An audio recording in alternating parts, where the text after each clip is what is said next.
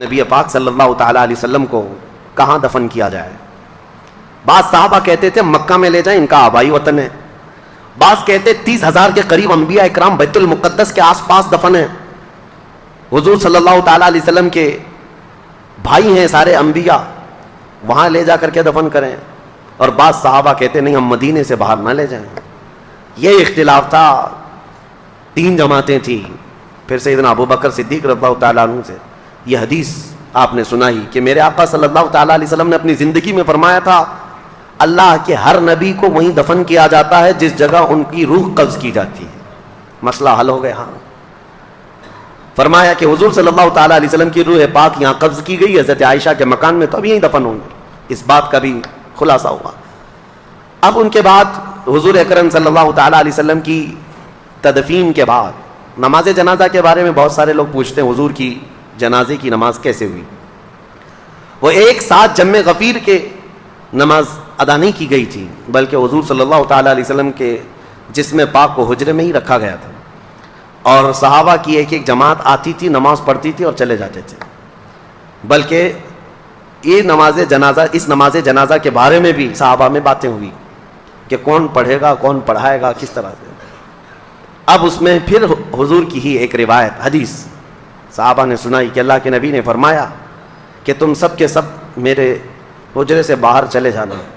سب سے پہلے حضور صلی اللہ تعالیٰ علیہ وسلم کے جسم اقدس کے پاس نماز جنازہ کے لیے کوئی اور نہیں، جبرائیل امین آئیں گے.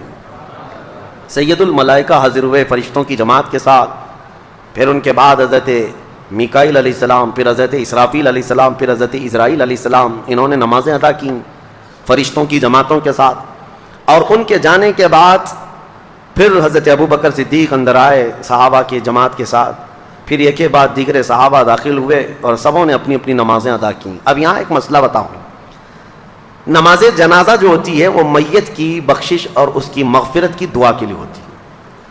اب رسول پاک صلی اللہ تعالیٰ علیہ وسلم کی نماز جنازہ پڑھنے والے حضور کے لیے مغفرت کی دعا کرنے گئے تھے، حضور کی بخشش کا سوال کرنے گئے تھے. ارے وہ رسول جو ہاتھ نہ اٹھائے تو قیامت میں کسی کا حساب نہ ہو.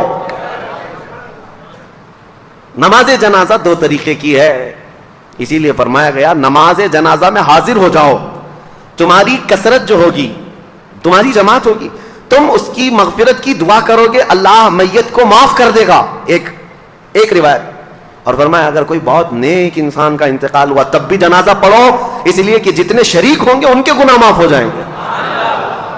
تو وہاں یہ مسئلہ بھی حل ہے. رسول کریم صلی اللہ تعالیٰ علیہ وسلم کے نماز جنازہ میں جو گئے تھے وہ سب کے سب مستفیض ہو کر کے آئے، حضور سے انوار و برکات لے کر کے آئے.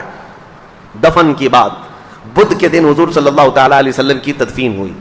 2 دن کے بعد، پیر کے بعد سے لے کر کے بدھ کے دن تک نبی پاک صلی اللہ تعالیٰ علیہ وسلم کے کثیر صحابہ تھے، نماز پڑھنے میں ہی یہ وقت نکلتا رہا.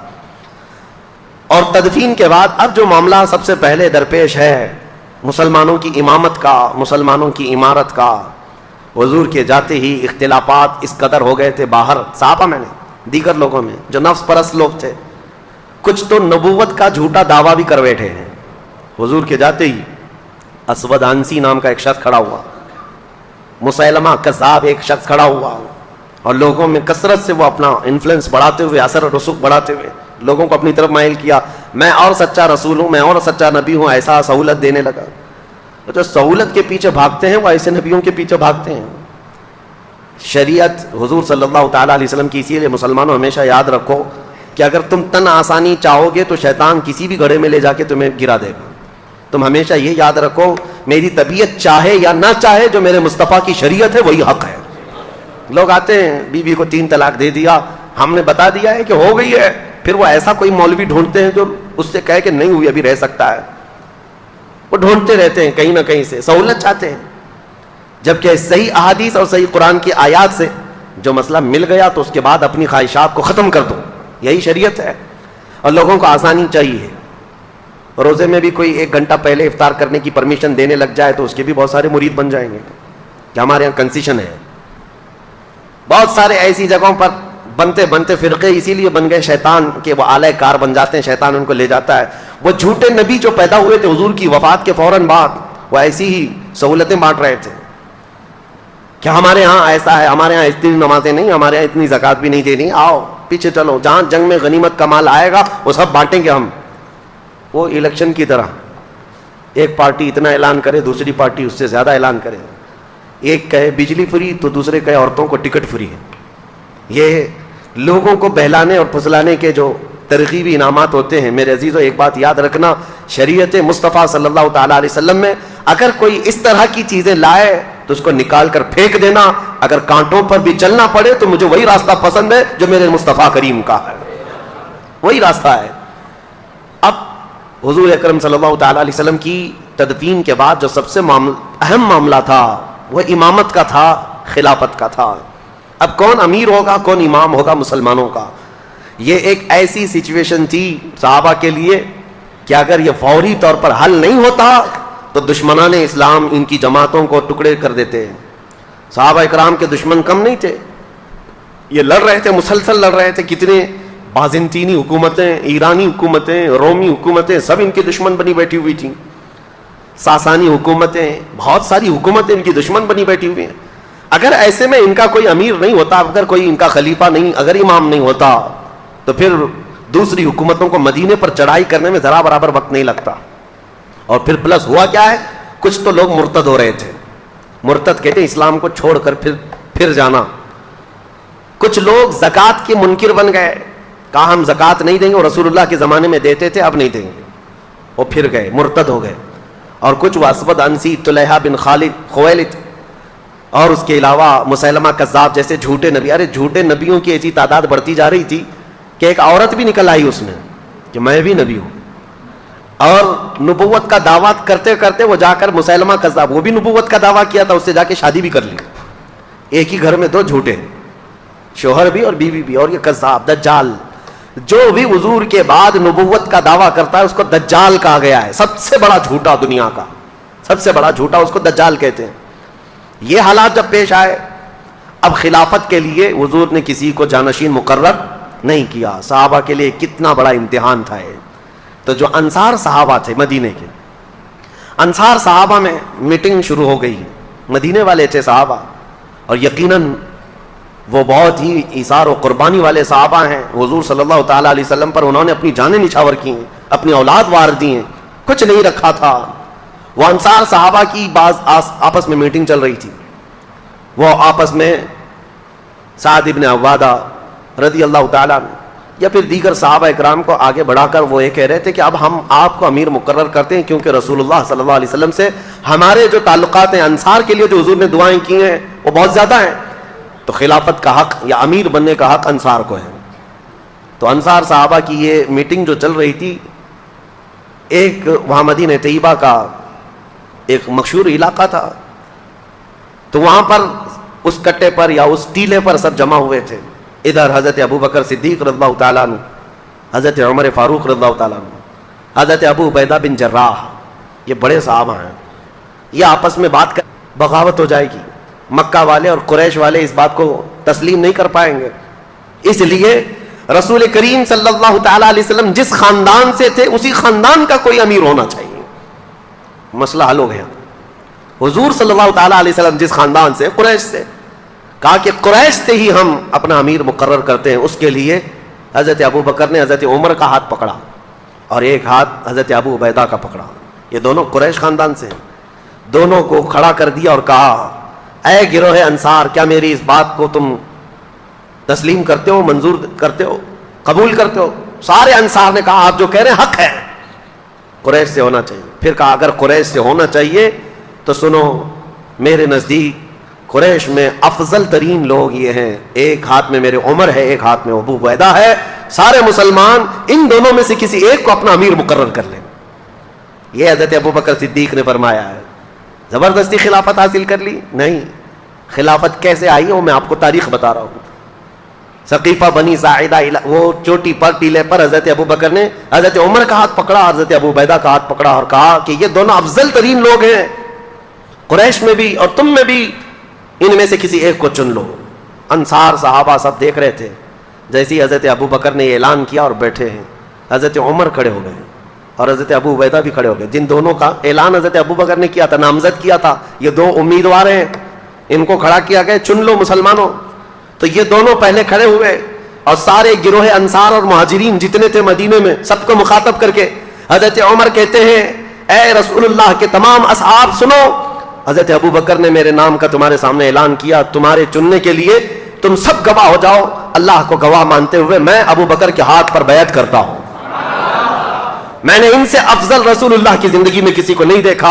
حضرت ابو عبیدہ نے دوسرا ہاتھ پکڑا اور کہا میرے بھائی عمر نے جو کہا اس پر مجھے کوئی شک نہیں ہے, ابو بکر کے علاوہ ہم میں سے کوئی افضل نہیں. اس لیے کہ رسول اللہ صلی اللہ تعالی علیہ وسلم اپنی علالت کے درمیان اپنی بیماری کے دوران 17 مرتبہ ابو بکر صدیق کو مصلی امامت پر بڑھایا تھا. انہوں نے کہا رسول اللہ نے ہمارے دین کے لیے جو امام پسند کیا ہے وہ ہماری دنیا کا بھی امام ہوگا. یہ خلافت شروع ہوئی. یہاں پر معاملات یہ ہیں کہ حضرت ابو بکر صدیق رضی اللہ تعالیٰ عنہ کے ہاتھ پر جیسے ہی دونوں اصحاب نے بیعت کیا, سارے انصار جماعت در جماعت آئے اور سبوں نے بیعت کرنا شروع کر دیا اور سبوں نے اعلان کیا کہ یہ اللہ تعالیٰ کا انتخاب ہے. ان میں سے کسی کو بھی اختلاف نہیں ہوا حضرت ابو بکر کے نام پر, کسی کو نہیں. اب ایک چیز بتائی جاتی ہے حضرت مولا علی کرم اللہ وجہہ الکریم کے متعلق کہ حضرت علی رضی اللہ تعالیٰ عنہ اس مجلس میں نہیں تھے. یہ جو خلافت کا سلسلہ چل رہا تھا صحابہ کے اتفاق رائے سے یہ چنا ہوا ہے, سب کی اتفاق رائے سے. اس میں مولا علی کرم اللہ وجہہ الکریم حاضر نہیں تھے. تو اب یہاں پر بہت سارے لوگ یہ کہتے ہیں کہ حضرت علی کو اختلاف تھا اس لیے وہ حاضر نہیں تھے اور وہ ان کو خلیفہ مانتے ہی نہیں تھے. اور بڑھ کر کے شیعہ حضرات تو یہ کہتے ہیں حضرت علی تقیہ کرتے تھے. تقیہ کا مطلب کیا ہے؟ حالات سے اصل چیز کو دل میں چھپا کر کے رہنا. یعنی حاکم اگر سخت ہے تو کچھ باتیں اپنے دل میں چھپا کر کے اس کی مرضی کے مطابق کام کرتے رہنا, اس کو تقیہ کہتے ہیں. یہ کرتے ہوں گے مولا علی کے بارے میں تم سوچتے ہو؟ حیدر کرار جس کی شمشیر کا کوئی جواب نہ ہو وہ دل میں چھپا کر کے کوئی بات عمل کرے گا؟ ہرگز نہیں. ہم اس بات کو تسلیم نہیں کرتے. ہاں اب ہم یہ بتا سکتے ہیں کہ حضرت علی کرم اللہ وجہہ الکریم خود روایت میں آپ کو بتاؤں. حضرت علی رضی اللہ تعالیٰ عنہ کی روایت کیا ہے خلافت کے معاملات میں. یہ معاملات ہوئے تقریباً 6 مہینے گزر گئے. حضرت علی رضی اللہ تعالیٰ عنہ خود حاضر ہوئے. حضرت ابو بکر صدیق رضی اللہ تعالیٰ عنہ کے ہاتھ میں ہاتھ رکھ کر کے آپ نے بیعت کیا. اب سنیے حضرت علی کیوں نہیں بیعت کیے, 6 مہینے کیوں گزرے؟ ہر ایک کے کچھ نہ کچھ اسباب ہوتے ہیں, وجوہات ہوتے ہیں. یہ مسئلہ میں اور آپ کیوں پوچھیں کہ حضرت علی کیوں نہیں آئے تھے؟ میرے اور آپ کے پوچھنے سے بہتر تو یہ ہے کہ حضرت ابو بکر صدیق خود ہی پوچھ چکے ان سے کہ علی اتنے دن کیوں نہیں آئے. مسئلہ اب صاف ہو جائے گا. جن کا معاملہ ہے وہ خود ہی سوال کر چکے ہیں. سنو, حضرت علی کرم اللہ وجہہ الکریم آپ سے کسی نے کہا کیا آپ ابو بکر سے اپنے آپ کو افضل کہتے ہیں؟ کیا آپ اس خلافت کے اپنے آپ کو حقدار سمجھتے ہیں جس کی وجہ سے آپ نے بیعت نہیں کی؟ سیدنا مولا علی کرم اللہ وجہہ الکریم نے فرمایا ایسی کوئی بات نہیں. میں نے یہ عہد کر لیا تھا دل میں کہ جب تک جو وہی نازل ہو رہی تھی قرآن پاک, حضرت ابو بکر صدیق کی خلافت کا ایک اہم کام میں آپ کو بتاؤں. اہم کام, آپ جامع القرآن ہیں. قرآن پہلے پتوں پر لکھا ہوا تھا, چمڑوں پر لکھا ہوا تھا, پتھروں پر لکھا ہوا تھا, کیونکہ 23 سال تک قرآن اترتا رہا اور سب صحابہ کے پاس الگ الگ جگہ پر تھا. یہ حضرت ابو بکر صدیق کے زمانے خلافت میں قرآن کو جمع کرنے کا کام شروع ہوا اور حضرت ابو بکر صدیق نے اپنی خلافت کے زمانے میں قرآن کو جو جگہ جگہ ادھر ادھر تھا سب کو جمع کر لیا. اب سنو, یہ حضرت ابو بکر صدیق کی خلافت کا اہم کارنامہ ہے. اب یہ بات میں کیوں کہہ رہا ہوں؟ اس لیے کہ حضرت علی نے فرمایا, عرض سنو, حضرت ابو بکر صدیق نے جب یہ کہا تو آپ نے فرمایا میں نے یہ قسم لے لی تھی, میں نے یہ عہد کر لیا تھا کہ جب تک اللہ کا کلام قرآن ایک جگہ جمع نہ ہو جائے میں کسی کے ہاتھ پر بیعت نہیں کروں گا. مقصد اس کے علاوہ اور کچھ نہیں تھا. لیکن بہت سارے کھٹملوں کو پتہ نہیں کیا کیا چیزیں مل جاتی ہیں. اس لیے نہیں کیا تھا, اس لیے نہیں کیا تھا, اختلافات ہوئے تھے, فلاں ہوئے تھے. نعوذ باللہ. اصل وجہ یہ حضرت علی کرم اللہ وجہہ الکریم, امام جلال الدین سیوطی نے بھی اس روایت کو بیان کیا اور تاریخ الخلفاء میں آپ نے اس چیز کو صاف بیان فرمایا کہ حضرت علی رضی اللہ تعالیٰ عنہ جب آپ کی وفات ہوئی تھی, شہادت ہوئی ہے کوفہ میں, اس وقت بھی آپ سے کہا گیا تھا کہ آپ اپنا جانشین کسی کو مقرر کریں گے, کسی کو خلیفہ بنائیں گے. تب بھی مولا کائنات علی مرتضیٰ رضی اللہ تعالیٰ عنہ نے یہ فرمایا تھا کہ جب رسول اللہ نے اپنے بعد کسی کو جانشین مقرر نہیں کیا تو میں کسی کو کیسے کروں؟ یہ اس بات کی علامت ہے کہ سیدنا علی کرم اللہ وجہہ الکریم حضرت ابوبکر صدیق کی خلافت پر متفق رہے، اور ان کی خلافت میں، ان کی امامت میں نمازیں بھی ہوتی رہیں۔ دیکھیں، میں سب سے پہلے کہہ رہا ہوں کہ سنیوں کا مجمع ہے، اختلافات صحابہ کو ذکر کرنا بھی نہیں چاہیے، اس سے تمہارا لینا دینا کیا ہے؟ تم میاں یہ پوچھو نماز میں فرض کتنے، واجبات کتنے، نماز کی مکروہات یا فاسد ہونے کے طریقے کیا کیا ہیں، روزہ، زکوٰۃ، یہ تم اپنی ضروریات دین کو پوچھو۔ تم یہاں بہت بڑے تاریخ دان بن کر کے فیصل بھی بن جاتے ہو ساتھ میں کہ نہیں وہ ایسے نہیں تھے، یہ صحیح نہیں تھے، وہ نہیں صحیح تھے۔ اٹکل پچو مار رہے ہیں 1400 سال کے بعد پیدا ہو کر کے۔ سوشل میڈیا کا دور ہے، ہم نے بہت سارے ایسے برساتی محققوں کو دیکھا ہے، ہاں محقق تحقیق کرنے والے، ریسرچ اسکالر، تو یہ برساتی مینڈکوں کی طرح ہے، یہ نئے نئے آئے اور انہوں نے ریفرنس اور لوگوں کے سامنے نمبرنگ کے ساتھ کچھ باتیں رکھ کر کے لوگوں کو یوں ورغلایا ہے کہ اصل یہ بات ہے، تم کو لوگ یہ پٹی پڑھا رہے ہیں۔ میرے عزیزو، یہ دین اسلام ہے، پٹی پڑھانے سے چلنے والا ہے نہیں۔ دین اسلام اپنی حقانیت کی بنیاد پر صبح قیامت تک چلے گا، صبح قیامت تک چلے گا۔ بعض تو ایسے جاہل آئے ہوئے ہیں محققین کے نام پر جو علماء سے تمہیں برگشتہ کر رہے ہیں، دور کر رہے ہیں۔ سارے علماء سے دور ہو جاؤ، علماء ممبروں پر بیٹھ کر کے جھوٹی باتیں کہتے ہیں۔ تو نوجوان طبقہ آج کا، کالجز کا، یونیورسٹیز کا، وہ اکثر علماء کے بارے میں بدگمانی کرتے چلے گئے۔ امام غزالی رحمۃ اللہ تعالی علیہ کی بات میں تمہیں یاد دلا دوں، اللہ تبارک و تعالیٰ جب کسی کو گمراہ کر کے ذلیل موت دینا چاہے تو سب سے پہلے اس کو علماء کی گستاخی میں لگاتا ہے، وہ بندہ وہاں سے شروعات کرتا ہے، اور اس کے بعد وہ بدگمانی اس کی بڑھتی چلی جاتی ہے علماء کے بارے میں، مدارس اسلامیہ کے بارے میں، کہ مولوی لوگ ایسے ہی ہوتے ہیں۔ تمہیں پتہ ہے کہ دین کہاں سے کہاں تک آیا؟ تم کو الف با جو پڑھنا آتا ہے آج، یا اگر علماء نہ ہوتے ان کے وسیلے کے بغیر تم کہاں سے دین سیکھتے؟ میرے عزیزو، انٹرنیٹ پر سارا قرآن ہے، پڑھنے کے طریقے سب کچھ موجود ہے، لیکن کوئی تو پڑھا رہا ہوگا نا انٹرنیٹ پر بھی۔ بے واسطے خدا کچھ عطا کرے، ایسا نہیں ہے۔ اس لیے یہ تمام چیمی گوئیوں سے اپنے آپ کو باز رکھو، اور دین جو ہے ڈاکٹروں سے، انجینئروں سے، وکیلوں سے اب سیکھنے لگ گئے لوگ، علماء کو چھوڑ کر کے۔ اسی وجہ اللہ نے اور اس کے رسول نے منع فرمایا وہ چیزیں اپنے جسم کے اندر لے کر کے آئے، تو یوں ہی سمجھ لو میرے عزیزوں کہ اندر کی غلاظت سے آپ نے اپنے آپ کو صاف نہیں کیا، باہر صرف صاف ہو گئے۔ اسی وجہ سے نمازوں کا کما حقہ لطف بھی نہیں مل پاتا، عبادتوں کا وہ ذوق بھی نہیں آ پاتا۔ اس کی وجہ کیا ہے؟ اندر سے یہ خرابی موجود ہے، اوپر سے جتنی لیپا پوتی کر لے ہیں۔ اس کی مثال یوں ہی ہے، آپ نے اپنے جیب میں سڑے ہوئے گوشت کے ٹکڑے رکھے ہیں، مردہ رکھا ہوا ہے، ظاہر سی بات ہے ایک مردہ اور یہ سڑے ہوئے گوشت کی بدبو کتنی ہوتی ہے، یا غلاظت اپنی جیب میں رکھے ہوئے ہیں، اوپر سے عطر پر عطر لگا رہے ہیں، عطر پر عطر لگا رہے ہیں۔ جتنا بھی عطر لگاؤ وہ اندر کی غلاظت کی بدبو آ ہی جاتی ہے، اور کبھی ایسا ہوتا ہے کہ اس عطر کا بھی فائدہ نہیں ہوتا، وہ مکس ہو کر کے کوئی اور ہی بو بن جاتی ہے، کوئی اور ہی مہک آنے لگ جاتی ہے۔ عزیزان گرامی، ہم اپنے اندر کی غلاظتوں کو رکھ کر کے اگر نماز، روزے، زکوٰۃ یہ ساری چیزیں کرتے رہیں تو ایسی ہی ہے کہ یہ عبادتوں کا کما حق و فائدہ نہیں اٹھا پاتے۔ نمازوں میں لطف کیوں نہیں مل پاتا؟ سجدوں میں یہ تڑپ کیوں نہیں آ پاتی؟ دلوں کی پاکیزگی اور حلال رزق کی جو اہمیت اسلام میں ہے، اس کی طرف توجہ نہ دینے کی وجہ سے یہ ساری چیزوں کی خرابی آتی ہے۔ کسی نے کہا تھا، آپ تو کہتے ہیں قرآن میں ہے، اللہ نے فرمایا ان الصلاۃ تنہی عن الفحشاء والمنکر، بے شک نماز ہر بے حیائی اور برائی سے روکتی ہے۔ ادھر نماز پڑھ رہا ہے ادھر چپل چوری کر رہا ہے، ادھر نماز پڑھا ادھر فوراً باہر نکلتے ہی اجنبی عورتوں پر نظر ڈال رہا ہے۔ تو کہاں اس کی نماز نے تو بے حیائی سے اسے روکا ہی نہیں۔ قرآن کہہ رہا ہے نماز بے حیائی سے بچاتی ہے، برائی سے بچاتی ہے۔ ظاہر سی بات ہے آپ کا سوال حق ہے، نماز بے حیائی اور برائیوں سے بچاتی ضرور ہے، اس میں نماز کا قصور نہیں میرے عزیز۔ نماز کو جس انداز سے پڑھنے کا حکم دیا گیا تھا وہ نماز تم نے اگر پڑھ لیا ہوتا، ظاہر بھی پاک ہو باطن بھی پاک ہو، پھر دیکھو تمہیں نماز صرف بے حیائی اور برائیوں سے بچاتی نہیں بلکہ مولا کے قرب تک پہنچاتی ہے، اللہ رب العزت کے قرب تک پہنچاتی ہے۔ صاف سی بات ہے میرے عزیزو، اللہ کے حبیب صلی اللہ تعالیٰ علیہ وسلم کی ایک حدیث پاک میں ذکر کرتا ہوں آج۔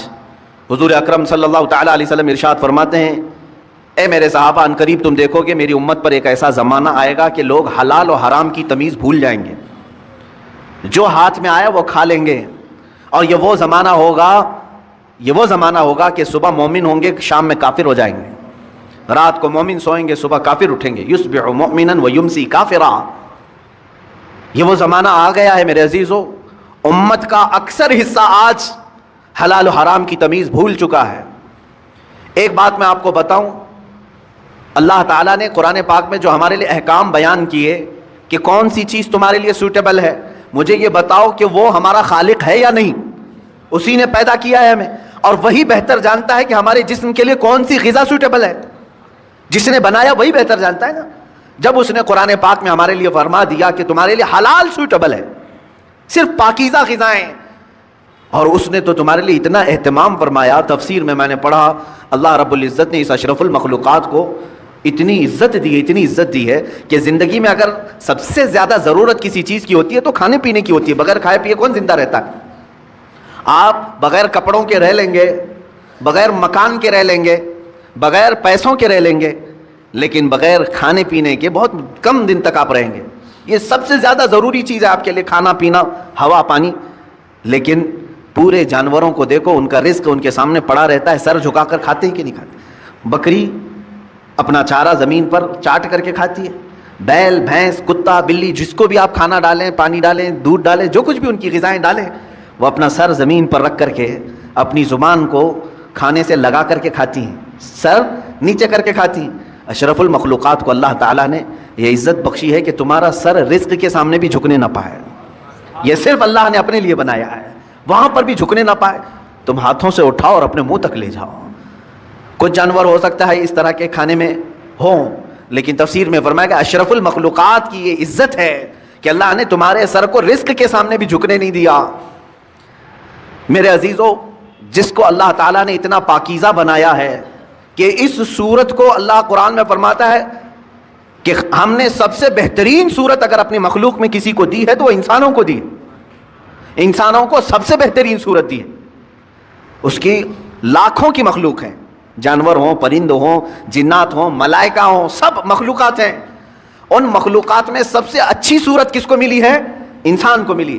اگر انسان کو سب سے اچھی صورت نہ ملی ہوتی تو کبھی انسانوں میں اللہ اپنے محبوب کو نہیں پیدا کرتا، وہ اور اچھی صورت والوں میں پیدا کرتا۔ محبوب صلی اللہ علیہ وسلم کا انسانوں میں پیدا ہونا اس بات کی علامت ہے کہ اللہ نے اس انسان کو سب سے اشرف صورت عطا کی ہے۔ اور یہ بھی روایت میں ملتا ہے کہ قیامت کے دن اگر یہ انسان غلطی کیے، کفر کریں، شرک کریں، برائیاں کریں، جہنم میں ان کو ڈالنا ہوا بھی، جہنم میں ڈالنا ہوا بھی، تو اس شکل سے کوئی جہنم میں نہیں جائے گا، جہنمی کی صورت بدل دی جائے گی، جہنم میں جانے والے کی صورت بدل جائے گی۔ بلکہ فرمایا گیا کہ اگر وہ جہنمی، ایک جہنمی جس کے بارے میں کہا گیا ہے اگر وہ مکہ اور مدینے کے درمیان بیٹھ جائے تو اس کے دونوں ہاتھ پھیل جائیں گے، 450 کلومیٹر کا فاصلہ ہے، اتنا بڑا اور چوڑا اس کو بنا دیا جائے گا، اور اس کا صرف ایک کان ایک ہاتھی کے برابر، اس کے جبڑے پہاڑوں کے برابر ہوں گے۔ ایک جہنمی کی شکل اتنی بڑی بنائی جائے گی کیونکہ اسے عذاب چکھانا ہے، یہ چھوٹی چھوٹی صورتوں کے ساتھ نہیں۔ اب بتائیں محدثین نے اس شکل کے ساتھ جہنم میں کیوں نہیں ڈالا جائے گا؟ فرمایا گیا کہ اس لیے کہ اسی شکل میں اللہ نے اپنے محبوب کو پیدا کیا ہے۔ محبوب اکرم صلی اللہ تعالیٰ علیہ وسلم انسانی شکل میں ہیں، تو انسانی شکل کو اللہ تعالیٰ جہنم میں نہیں ڈالے گا۔ میرے عزیزو، میں بات یہاں پر یہ کر رہا ہوں کہ جس کو اللہ نے اشرف بنایا، اعظم بنایا، اجمل بنایا، خوبصورت بنایا ہے، اس کی زندگی کے لیے تو یہ ضروری ہے کہ اب وہ کیا کھا رہا ہے، کیا پی رہا ہے، اپنے سٹینڈرڈ کو دیکھ کر کے کر رہے ہیں، اپنے معیار کو دیکھ کر کے۔ تم اگر وہی چیزیں کھا رہے ہو جو کتا کھا رہا ہے تو فرق کیا رہ گیا تمہارے پاس؟ تم اگر وہی چیزیں کھا رہے ہو جو خنزیر کھا رہا ہے تو فرق کیا رہ گیا تمہارے؟ تم اشرف المخلوقات ہو، تمہیں اللہ نے پاکیزہ اور حلال چیزیں عطا کی ہیں۔ کیا کسی انسان کو غلاظت کھاتے ہوئے دیکھا آپ نے؟ اور اگر وہ کھاتا ہے تو عقل سے بہرا ہے، عقل سے پیدل ہے، انسانیت بھول چکا ہے۔ عزیزان گرامی وقار، جب ہم غلاظت، پیشاب، پاخانہ، گوبر نہیں کھا سکتے انسان، تو اسی طرح مسلمان کو اللہ تعالیٰ نے فرمایا تم سود نہیں کھا سکتے، تم جوا کے پیسے نہیں کھا سکتے، تم چوری کا مال نہیں کھا سکتے، اس لیے کہ یہ بھی غلاظت ہے، یہ غلاظت ہے، اور ایسی غلاظت ہے کہ بظاہر تمہیں نظر نہیں آئے گی لیکن تمہاری روح کو ہمیشہ کے لیے خراب کر دے گی۔ کچھ چیزیں زہر ہیں میرے عزیزو، پوائزن، اگر پوائزن پی لو تو ہو سکتا ہے کہ تمہاری جان چلی جائے، گوشت کے ٹکڑے گل جائیں، انتڑیاں کٹ جائیں، لیکن جو حرام پوائزن ہے، سود ہے، جس کو آپ فائنانس کہو، بڈی کہو، بیاج کہو، کہ کوئی بھی نام دے لو. شراب حرام کر دیا اللہ تعالیٰ نے، یہ پوائزن ہے، زہر ہے مسلمان کے لیے. جوا حرام کر دیا ہے شریعت اسلامیہ نے، اس سے جو بھی آمدنی ہوئی، جو بھی انکم ہوئی، یہ غلاظت ہے، یہ پوائزن ہے. یہ جب ہمارے پیٹ کے اندر جائے تو کیا ہوتا ہے جانتے ہیں؟ دنیاوی زہر تمہارے جسم کو ناکارہ کر دے گا، لیکن اللہ کے حبیب صلی اللہ علیہ وسلم نے فرمایا جس نے حرام لقمہ اپنے پیٹ میں ڈالا تو پھر وہ گوشت جنت میں کبھی نہیں جا سکے گا. حرام سے پلا ہوا گوشت جنت میں داخل نہیں ہوگا. میرے آقا صلی اللہ علیہ وسلم نے فرمایا اس کے لیے سب سے بہترین چیز ہے کہ اس پیٹ میں جہنم کی آگ بھر دی جائے، دوزخ کی آگ ہی بھری جائے گی. اے مومنو، قرض حسن لیتا ہے تو ادا کرنے کی نیت ہو، لیا ہے ادا کرنے کی نیت ہو تو ادا کرنے کے زمانے میں جتنی دن تک وہ کوشش کرتا رہے گا اللہ کے نزدیک وہ رحم کرنے والا بندہ پایا جائے گا. خصوصی نظر اللہ کی اس پر ہوگی کہ یہ بندہ قرض میں ڈوبا ہوا ہے لیکن دینے کی نیت کیا ہوا ہے. میں ہمیشہ اس بنیاد سے تھوڑے سے یہ قرض اس لیے لے لیتا ہوں کہ اللہ مجھ پر نظر رکھے، اللہ رب العزت مجھ پر نظر خاص رکھے، کیونکہ اس بندے پر اللہ رحم فرماتا ہے. ہاں دینے کی نیت کیا ہو. اور حدیث پاک میں یہ بھی ہے کہ قرض لیا ہے دینے کی نیت سے اور وہ کوشش میں لگ گیا دوسرے ہی دن سے مجھے دینا ہے مجھے دینا ہے، فرمایا اللہ تعالیٰ سارے فرشتوں کو اس کی مدد میں لگاتا ہے کہ اس کے لیے راستے کھول دو، کہیں سے بھی آ جائے اس لیے کہ اس کا بوجھ اتر جائے. اس سے قبل بھی میں نے شاید بتایا ہو اس بات کو. اور جس کی نہ دینے کی نیت ہو، پیسہ لیا ہڑپ گیا، اس کے لیا کھا گیا، قرض ادا کرنے کی نیت نہیں، اس کے لیے بھی سن لو، فرمایا گیا کہ اگر دینے کی نیت نہ ہو تو اللہ تعالیٰ اس پر دروازے بند کرتا ہے، محتاجی پر محتاجی، محتاجی پر محتاجی آئے گی. یہ کبھی نہ سمجھنا کہ اس قرضے کے بعد سب چکتا ہو جائے گا، ان قریب تم دوسرا اس سے بڑا قرضہ کسی اور سے لوگے، اس کے بعد تیسرا کسی اور سے لوگے. اس نحوست میں تمہاری موت آ جائے گی، تمہاری محتاجی نہیں جائے گی. ایک قرض اگر چکانے کی نیت نہ ہو 100 قرضوں کا بوجھ تمہارے اوپر آ جائے گا، ذلیل ہو کر کے مریں گے دنیا سے. قرض ادا کرنے کی اگر نیت نہ ہو تو اس کے لیے وعید ہے.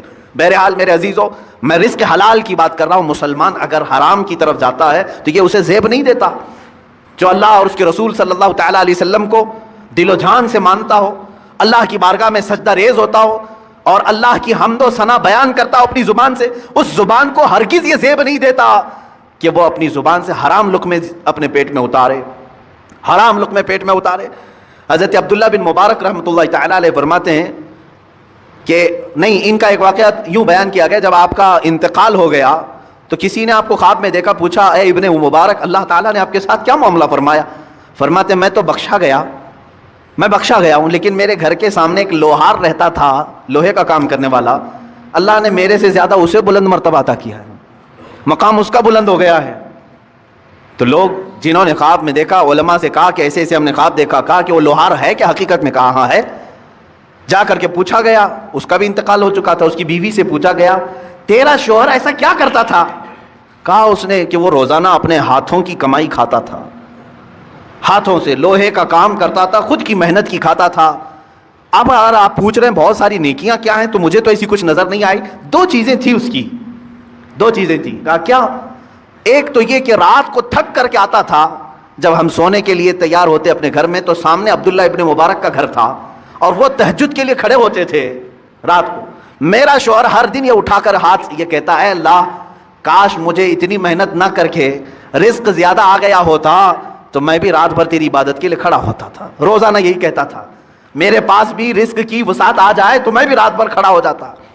دوسری چیز ایک یہ تھی اس کی کہ لوہے کو گرم کرتا تھا آگ میں اور ہتھوڑا اٹھاتا تھا، ہتھوڑا اٹھا کر کے پیٹنا ہوتا ہے لوہے کو شکل دینے کے لیے، لیکن جیسے ہی گرم ہو جاتا لوہا اور اس نے ہتھوڑا اٹھایا، اذان کی اگر آواز آ جاتی تو ہتھوڑا پیچھے پھینک دیتا تھا. وہ کہتا اب میرے مولا نے مجھے پکارا ہے، اس کے بعد مارا ہوا ہتھوڑا میرے لیے حلال نہیں ہے.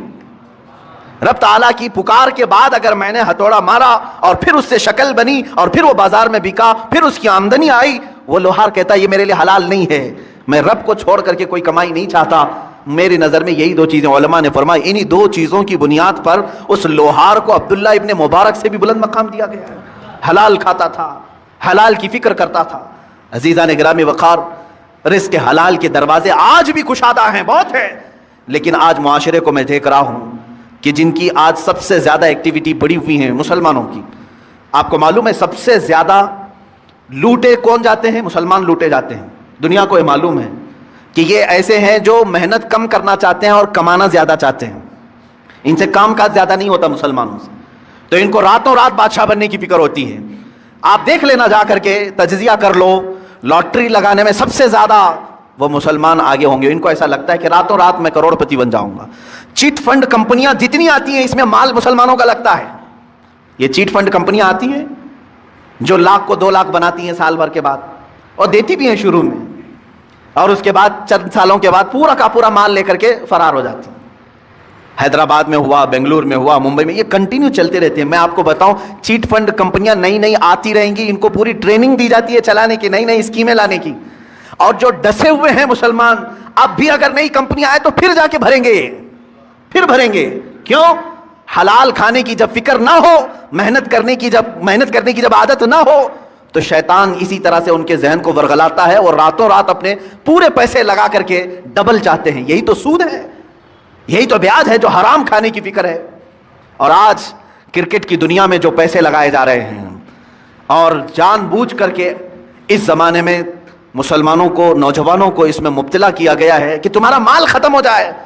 حیرت کی بات ہے کہ پہلے شرم محسوس کرتے تھے لوگ بیاج کہنے کو, سود کہنے کو, گیمبلنگ کہنے کو, جوا کہنے کو. کرکٹ کے نام پر دنیا تمہیں جوئے میں ملوث کر رہی ہے اور تم خوشی سے کھیلے جا رہے ہو. یاد رکھو, جس نے جوئے کو دیکھا, جوا بازی کیا نہیں, کھیلا نہیں, دیکھتا رہا, اللہ رب العزت کا عذاب اسے گرفتار کرے گا. سب سے بڑا عذاب اللہ کا یہ ہے کہ موت سے پہلے ایمان چھین لیا جائے. خطرناک عذاب ہے اللہ کا. جوا اللہ رب العزت کی بارگاہ میں ہرگز پسند نہیں. انما الخمر والمیسر والانصاب رجس من عمل الشیطان. اللہ فرماتا ہے شیطان کی غلاظتوں میں سے ہے یہ. جوا شیطان کی غلاظتوں میں سے, شیطان کے پخانوں میں سے ہے یہ. اتنی غلیظ چیز ہے جس کو آج فخر کے ساتھ کر رہے ہیں. بیٹنگ لگانا, بکنگ کرنا, اور آج کرکٹ کے نام, IPL کے نام پر. اب یہ دیکھیں, پہلے تو گورنمنٹ میں بھی اس طرح کا جرم سمجھا جاتا تھا نا. بیٹنگ کرنا اور پیسے لگانا, میچ فکسنگ کرنا, یہ سب جرم سمجھا جاتا تھا. بلکہ آج تو یہ ہے کہ اسی نام پر یہ کھیل چل رہے ہیں, اسی نام پر.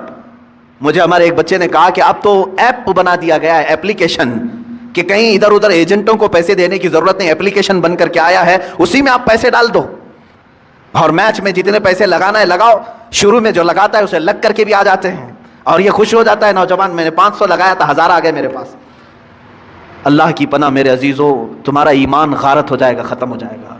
یہ میچ فکسنگ کے معاملات, بکنگ, بیٹنگ, یہ پورا کا پورا جوا کھیل رہے ہیں بچے ہمارے. سنو حدیث پاک, میرے آقا صلی اللہ تعالیٰ علیہ وسلم نے فرمایا, جو سود کھایا یا جوا کھیلا, توجہ, جوا کھیلا, میں خالی کرکٹ کی بات نہیں کر رہا ہوں, ہمارے بچے اپنی فٹنس کے لیے بہت سارے کھیل کھیلتے ہیں, میں نے کبھی ان کو نہیں روکا, آپ ورزش کی نیت سے بہت ساری چیزیں, لیکن وہی پیسہ لگا کر کے کھیلا, جوا ہو گیا, جوا ہو گیا, پورا کا پورا جوا ہے, گیمبلنگ ہے. حدیث پاک میں ہے جو جوا کھیل کر کے آیا, سود کا لقمہ کھا کر کے, اگر وہ مسجد میں آ بھی گیا اور وضو کیا, میرے آقا فرماتے ہیں اس نے خنزیر کے خون سے اپنے ہاتھ اور پیروں کو دھویا ہے. اس نے اپنے چہرے کو اور اپنے ہاتھوں کو خنزیر کے, غلیظ جانور کے خون سے رنگا, اس کا کوئی وضو نہیں ہے, اس کی کوئی نماز نہیں ہے. اے مسلمانوں, کیا تم یہ چاہتے ہو کہ تمہاری عبادتیں منہ پر مار دی جائے؟ بچوں کو آج مجھے بیدار کرنے کی ضرورت ہے, اس لیے میں نے آج گفتگو کی. اے میرے عزیزو, یہ دنیا جو تماشے دکھا رہی ہے یہ تماشے ہیں. یہ جو دنیا لہو و لعب کی باتیں کر رہی ہے, قرآن نے بہت پہلے فرما دیا, انما الحیات الدنیا لہو و لعب. دنیا کی پوری زندگی کھیل کود ہے, تماشا ہے. چند دنوں کے بعد ویرانی آ جائے گی, چند دنوں کے بعد سناٹا ہے. بعض بزرگوں نے یہ فرمایا پوری دنیا کی مثال اسٹیڈیم کی طرح ہے, کھیل کی طرح ہے. پلیئرز آ رہے ہیں, لوگوں کے دیکھنے کی بھیڑ جمع ہے, آوازیں ہو رہی ہیں, کھیل ختم ہوا, ساری سیٹیں خالی, پلیئر بھی چلے گئے, بچا کیا, خالی گراؤنڈ. تمہاری زندگی دنیا میں ایسی ہی ہے, تم آئے ہو ہنسی خوشی کھیل کود سب چیزوں میں اپنی زندگی ختم کیے, اچانک ملک الموت کا پنجہ پڑے گا, اور پھر جب تم قبرستان میں لے جائے جاؤ گے تو سارا کا سارا سناٹا ہوگا, کچھ نہیں. اب دنیا کا شور شرابہ کچھ نہیں, وہاں پھر سزا دینے والے فرشتوں کی چنگار سنائی دے سکتی ہے. عزیزان گرامی وقار, ہمارا جب عقیدہ آخرت پر ہے, آخرت پر, مجھے ایک بڑی اچھی بات یاد آتی ہے. ایک بڑے عالم دین تھے, ان کے متعلق میں نے پڑھا, وہ ٹرین میں سفر کر رہے تھے, سامان کچھ زیادہ ہو گیا تھا اور اس کی فیس بھرنی تھی. جو پینلٹی ہوتی ہے, یا تو پھر اس کا गवर्नमेंट को भरना था चार्ज। टीटी जो था उसने कहा मौलाना साहब रख लीजिए, मैं ही हूं सफर पर, अगले स्टेशन तक मैं हूं, मेरे बाद जो टीटी आएगा उसको मैंने कह देना है, मैं बता दूंगा कि मौलवी साहब सफर पर हैं, वो भी आपको कुछ फाइन नहीं लगाएगा और आगे स्टेशन तक आपको छोड़ देगा। मौलाना साहब ने पूछा कि वो कहां तक चलेगा, आप तो अगले स्टेशन तक जाएंगे, मेरे सामान की कोई पूछताछ नहीं होगी, दूसरा टीटी आएगा जिसको आप बोलेंगे वो कहां तक जाएगा। कहा ट्रेन जहां तक जाएगी वो टीटी रहेगा। तो उन्होंने कहा नहीं, मुझे और आगे तक जाना है, मुझे और आगे तक जाना है। क्या वो टीटी वहां तक आएगा? कहा कहां तक जाना है? कहा मुझे मैदान महशर तक जाना है, वहां तक जाना है। अगर वो तुम्हारा टीटी वहां पर भी सिफारिश कर देगा और अल्लाह से मेरे इस जुर्म की सजा को कम करवा देगा, मैं खामोश बैठता हूं, तुम मुझसे चोरी करवा रहे हो। उन्होंने अपना वो मुआवजा भर दिया और जाहिर सी बात है उस टीटी के दिल में भी खौफ खुदा ऐसा आया, उसने खुद बयान किया, उसके बाद जिंदगी भर कभी मैंने हराम लुकमे की तरफ हाथ नहीं बढ़ाया। हमारे असलाफ और हमारे बुजुर्गों ने हमें यह सिखाया है। आज उम्मत के पास हलाल लुकमे बहुत सारे हैं। शेख अली दक्काक रहमतुल्लाह ताला अलैह की एक हिकायत मैंने पढ़ी थी। ये पहाड़ों पर जाकर के इबादत करते थे। एक दिन पहाड़ों के ऊपर ये लकड़ियां काटने के लिए भी जाते थे, ला करके बेचते थे काट करके। एक दिन देखा एक थैला वहां पड़ा हुआ है, थैली छोटी सी, और उसको हिला करके देखा तो सोने के सिक्के थे, अशरफियां थी। जाहिर सी बात है रास्ते में अगर किसी को सोने की अशरफियां मिल जाएं तो उसके क्या है, वारे न्यारे हैं। और उन्होंने उठाया, कहा कि दिल तो नहीं चाहता कि इसमें से मैं अपने लिए खाऊं, ये लुक्ता है, लुक्ता के अहकाम अलग हैं शरीयत। उन्होंने कहा मैं ये किसी मुस्तहिक को दे दूंगा। ले लिया, दिल में जरा बराबर खराबी नहीं आई। नीचे आए, पहाड़ से उतर करके देखा एक हबशी गुलाम काला, जिसके होंठ चौड़े थे, माजूर था, हाथ नहीं थे पैर तो थे, माजूर शख्स था, बैठा हुआ था, पसीने में शराबूर था। शेख अली फरमाते हैं मुझे लगा इससे ज्यादा मुस्तहिक कौन होगा, इसके पास खाने पीने की कोई चीज नहीं, कुछ नहीं। आप ले जाकर के वो सोने के सिक्के वाली जो थैली है, अशरफियों की थैली, उस हबशी गुलाम को दे देते हैं, ले तो अपने खर्चे कर, इसमें मजे के साथ जिंदगी गुजार। उस हबशी ने कहा ए अली दक्काक, ले जाओ इसको, जहां से उठाया वहीं रखो, पिछले 1 साल से रोजाना मैं देख रहा हूं, पिछले 1 साल से मैं इसको रोजाना देख रहा हूं, आज तक हाथ नहीं उठाया। मेरे अजीजो, शेख अली दक्काक फरमाते हैं कोई हबशी गुलाम, वो उस जमाने के कुतुब थे जिन्होंने हाथ लगाने को भी मना फरमाया। आज हम उन असलाफ की रोशनियों को भूल करके दुनिया जो हमें है ये करिश्मे दिखा रही है उसके पीछे पड़ गए। मोबाइल एप्लीकेशन में अगर तुम्हें पैसे भरने की बात आ गई, सोचा आसानी से भर दूंगा, कोई नहीं देख रहा है, मैं मैच में बैटिंग लगा दूंगा, किसी एजेंट के पास नहीं गया, इसी एप्लीकेशन में भर दिया, 500 कौन देख रहा है, मेरे अकाउंट से कट गए। याद रखो अल्लाह रब्बुल इज्जत अलीम व खबीर है। ला ताखुदहु सिनतुन वला नौम, जिसके पास तुम्हें फैसला देना है उसे तो ऊंघ भी नहीं आती, नींद भी नहीं आती। हमसे बच लोगे, आज दुनिया से बच लोगे। दोस्तों अहबाब को छुपा करके तुम जुआ खेल लोगे, लेकिन दोस्तों अहबाब तुम्हारा ना फैसला करने वाले हैं, ना तुम्हें सजा व जजा देने वाले हैं। जिसके पास फैसला होना है उसकी तो शान ये है कि उसे ऊंघ भी नहीं आती, वो गाफिल भी नहीं है किसी चीज से। तुम्हारी हालतें, तुम्हारे दिल की खबरें वो सब जान रहा है। तो याद रखो, जो नौजवान इस आफत और बला में मुलविस हो गए, उनके लिए मैं कहूंगा कि तुम्हारे लिए दर्दनाक अजाब है, दर्दनाक अजाब है। ये रास्ता जो तुमने चुना है ये इस्लामी रास्ता नहीं है। अब हराम की जो वईदें हैं जानते हो, अल्लाहु अकबर, मेरे आका सल्लल्लाहु तआला अलैहि वसल्लम ने फरमाया जिसने हराम लुक्मा खाया, सूद का हो कि जुआ का हो, हदीस में सूद के लिए ये लफ्ज आया है। जो रातों रात कमाने के चक्कर में ख्वाब देखते रहते हैं उनके लिए भी सुने आप, पैसे 1 लाख रुपए हैं तो सोचते मार्केट में घुमा दूंगा, लग करके तो आ जाएंगे, लोग अपनी जरूरतों के एतबार से यूज कर लेंगे और मुझे बढ़ा करके दे देंगे। ये जो सूदी कारोबार में जो लोग मुलविस हैं, मेरे आका सल्लल्लाहु अलैहि वसल्लम फरमाते हैं ये सूद 1 लाख 2 लाख खाने की बात अलग है, जिसने 1 दिरहम खाया, 1 लुक्मा खाया, गोया कि उसने खाने काबा के सामने अपनी मां से जिना किया। माअज़ल्लाहि रब्बिल आलमीन, 100 बार माअज़ल्लाह। रोंगटे खड़े हो जाते हैं। इस तरह की वईद आई है, इतनी खतरनाक वईद किसी और गुनाह पर मैंने नहीं पढ़ी, इतनी सख्त वईद है हराम लुक्मों के मुतालिक। मुसलमानों को तो इन हालात में मेरे अजीजों अल्लाह की बारगाह में जवाब देना है, हर नौजवान को, हर मर्द को, हर औरत को। तुम्हारे लिए हलाल रास्ते कुशादा हैं। तुम नहीं जानते कि अपने मेहनत से कमाने के मुतालिक मेरे आका सल्लल्लाहु अलैहि वसल्लम ने क्या फरमाया। फरमाते हैं अल्लाह रब्बुल इज्जत की बारगाह में सबसे पसंदीदा अमल क्या है। देखें, तकरीबन अल्लाह ताला ने 1,24,000 कम व बेश नबियों में एक लक़ब मेरे आका को अता फरमाया, उस लक़ब के साथ किसी और नबी को नहीं बुलाया गया, हबीबुल्लाह। اللہ کا حبیب. حضور صلی اللہ علیہ وسلم کو کہا گیا حبیب اللہ، لیکن یہی لقب اللہ تعالیٰ نے ایک اور جگہ فرمایا. میرے آقا صلی اللہ علیہ وسلم فرماتے ہیں الکاسب حبیب اللہ، اپنے ہاتھ سے حلال کھانے والا بھی حبیب اللہ ہے. اپنے ہاتھ سے محنت کر کے حلال کھانے والا حبیب اللہ ہے. ہاتھ سے محنت کر کے کھانے کا مطلب یہ نہیں ہے کہ پھوڑا اٹھائے کدالی اٹھائے، یہی نہیں ہے. ہاتھ سے محنت کرنے کے بہت سارے معاملات ہیں. تم آفس میں بیٹھ کر کے ورک کر رہے ہو، یہ بھی محنت ہے تمہاری. تجارت کے دیکھ ریکھ کر رہے ہو، یہ بھی محنت ہے تمہاری.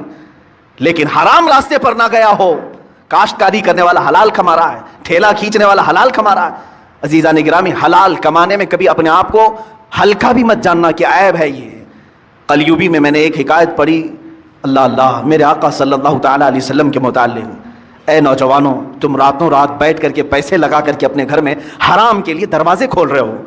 سنو اپنے اس آقائے امت صلی اللہ علیہ وسلم کی بارگاہ میں، سید الانبیاء، سید المعصومین، سید الاسفیاء، حبیب کبریا صلی اللہ تعالیٰ علیہ وآلہ وصحبہ وبارک وسلم حسنین کریمین کے گھر آئے ہیں. دیکھا بچے بھوکے ہیں. سیدہ نے کہا کہ ابا جان، گھر میں کوئی چیز نہیں ہے، کھجور تک نہیں ہے بچوں کو کھانے کے لیے. حضور اکرم صلی اللہ علیہ وسلم نے کیا فرمایا؟ اے فاطمہ، میں جاتا ہوں، دیکھتا ہوں کہ کوئی مزدوری مل جائے تو میں کروں گا اور کما کر کے لاؤں گا. کون کہہ رہا ہے؟ اللہ کے حبیب صلی اللہ علیہ وسلم. مولانا شہاب الدین قلیوبی نے یہ حکایت لکھی ہے. فرماتے ہیں کہ میرے آقا صلی اللہ تعالیٰ علیہ وسلم مدینے کے باغیچوں کو دیکھتے ہوئے گئے. دور ایک باغیچے کے پاس آپ نے دیکھا کہ ایک مالک باغیچے کا پانی کنویں سے نکال کر کے ڈال رہا تھا درختوں پر. حضور اکرم صلی اللہ تعالیٰ علیہ وسلم نے ارشاد فرمایا، کیا مجھے یہاں تیرے باغیچے میں کوئی کام مل سکتا ہے؟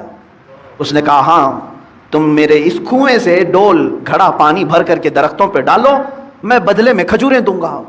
ایک گھڑا پانی ڈالو گے تو 2 کھجوریں دوں گا. اللہ کے حبیب صلی اللہ تعالیٰ علیہ وسلم نے رسی لی، اس گھڑے کو باندھا، ڈول کو باندھا اور پانی کھینچنا شروع فرمایا اور اپنے ہاتھوں سے اٹھایا اور درخت پر ڈالا.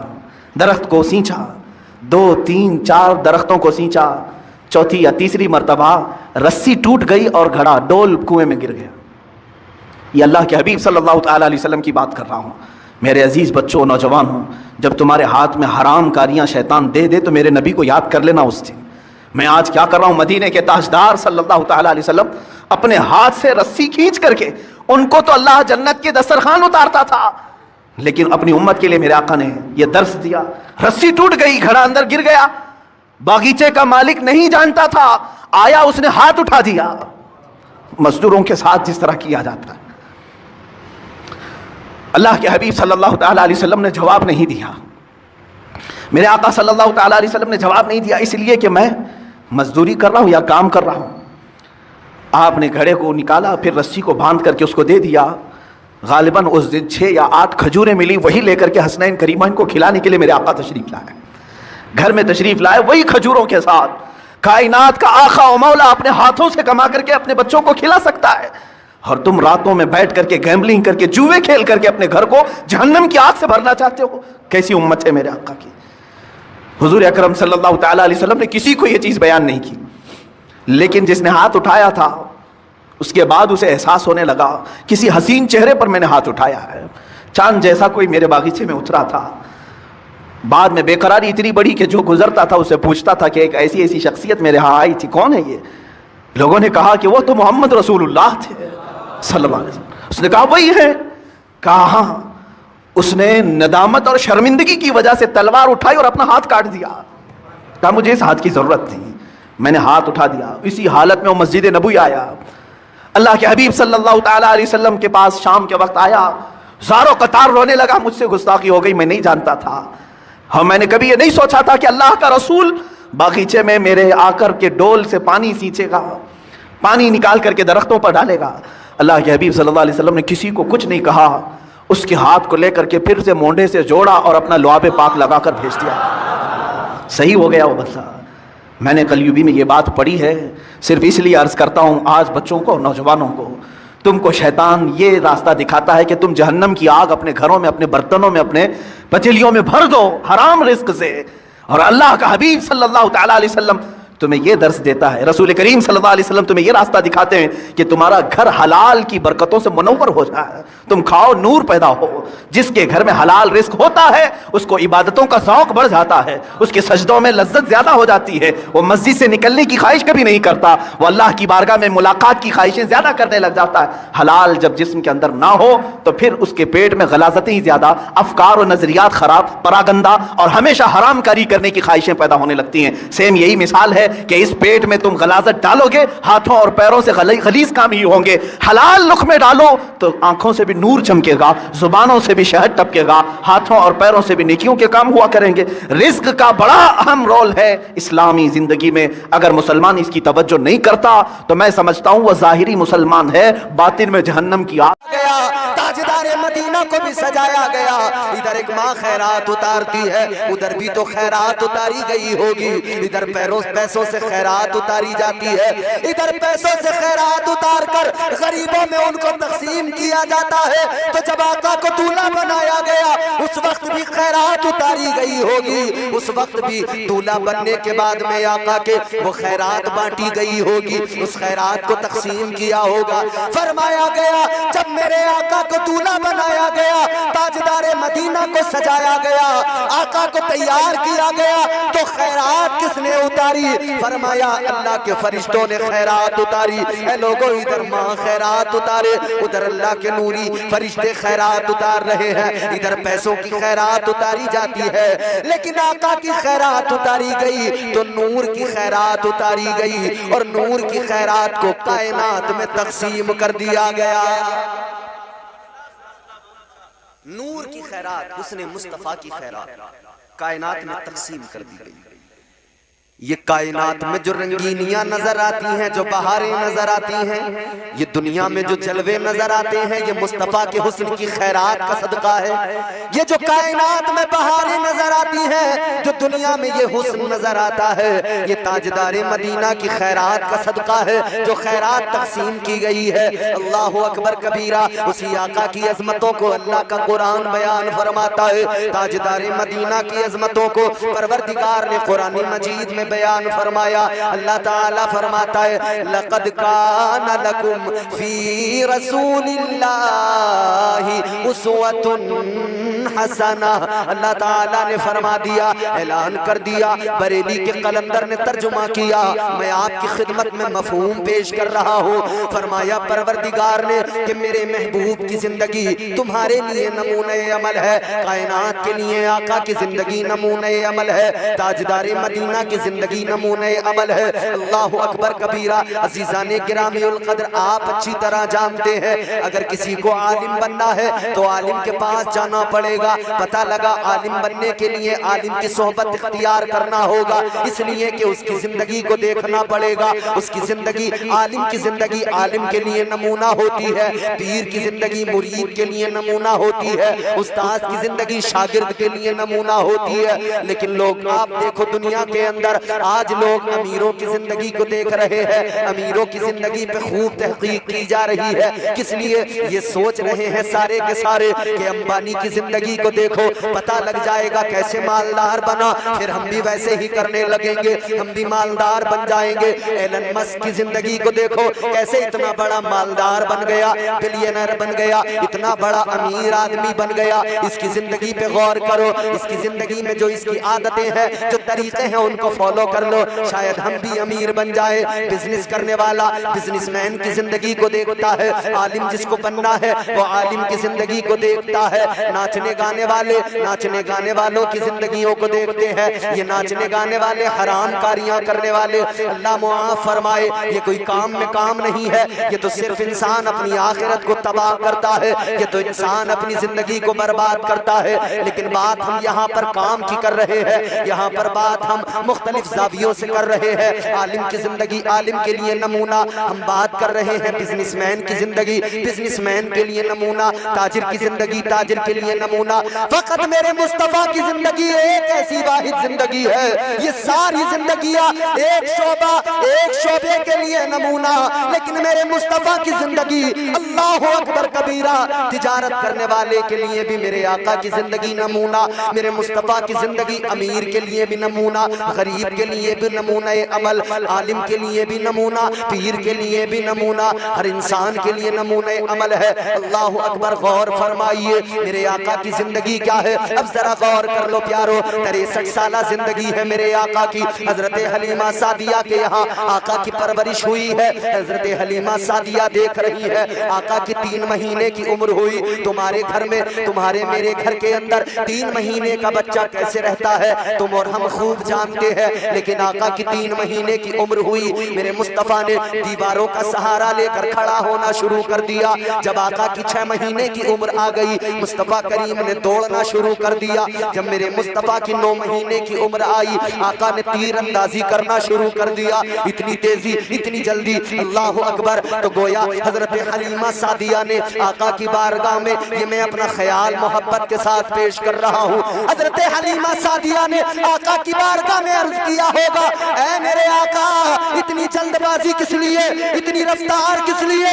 3 महीने में दीवारों का सहारा लिया खड़े हो गए, 6 महीने के अंदर दौड़ने लगे। ऐ मेरे आका 9 महीने में तीर अंदाजी शुरू कर दी। तो मदीने के ताजदार का जवाब आया होगा, इमामुल अंबिया का जवाब आया होगा, ऐ मेरी अम्मी हलीमा पहले जो नबी आए उनकी उम्रें बड़ी लंबी हुई। अल्लाह ने किसी को 1000 साल की उम्र अता की, अल्लाह ने किसी को 800 साल की उम्र अता की, अल्लाह ने किसी को 900 बरस की जिंदगी अता फरमाई। उनके पास इतनी लंबी उम्र थी, लेकिन मेरे पास तो सिर्फ 63 साल की उम्र है, मेरे पास 63 साल जिंदगी है।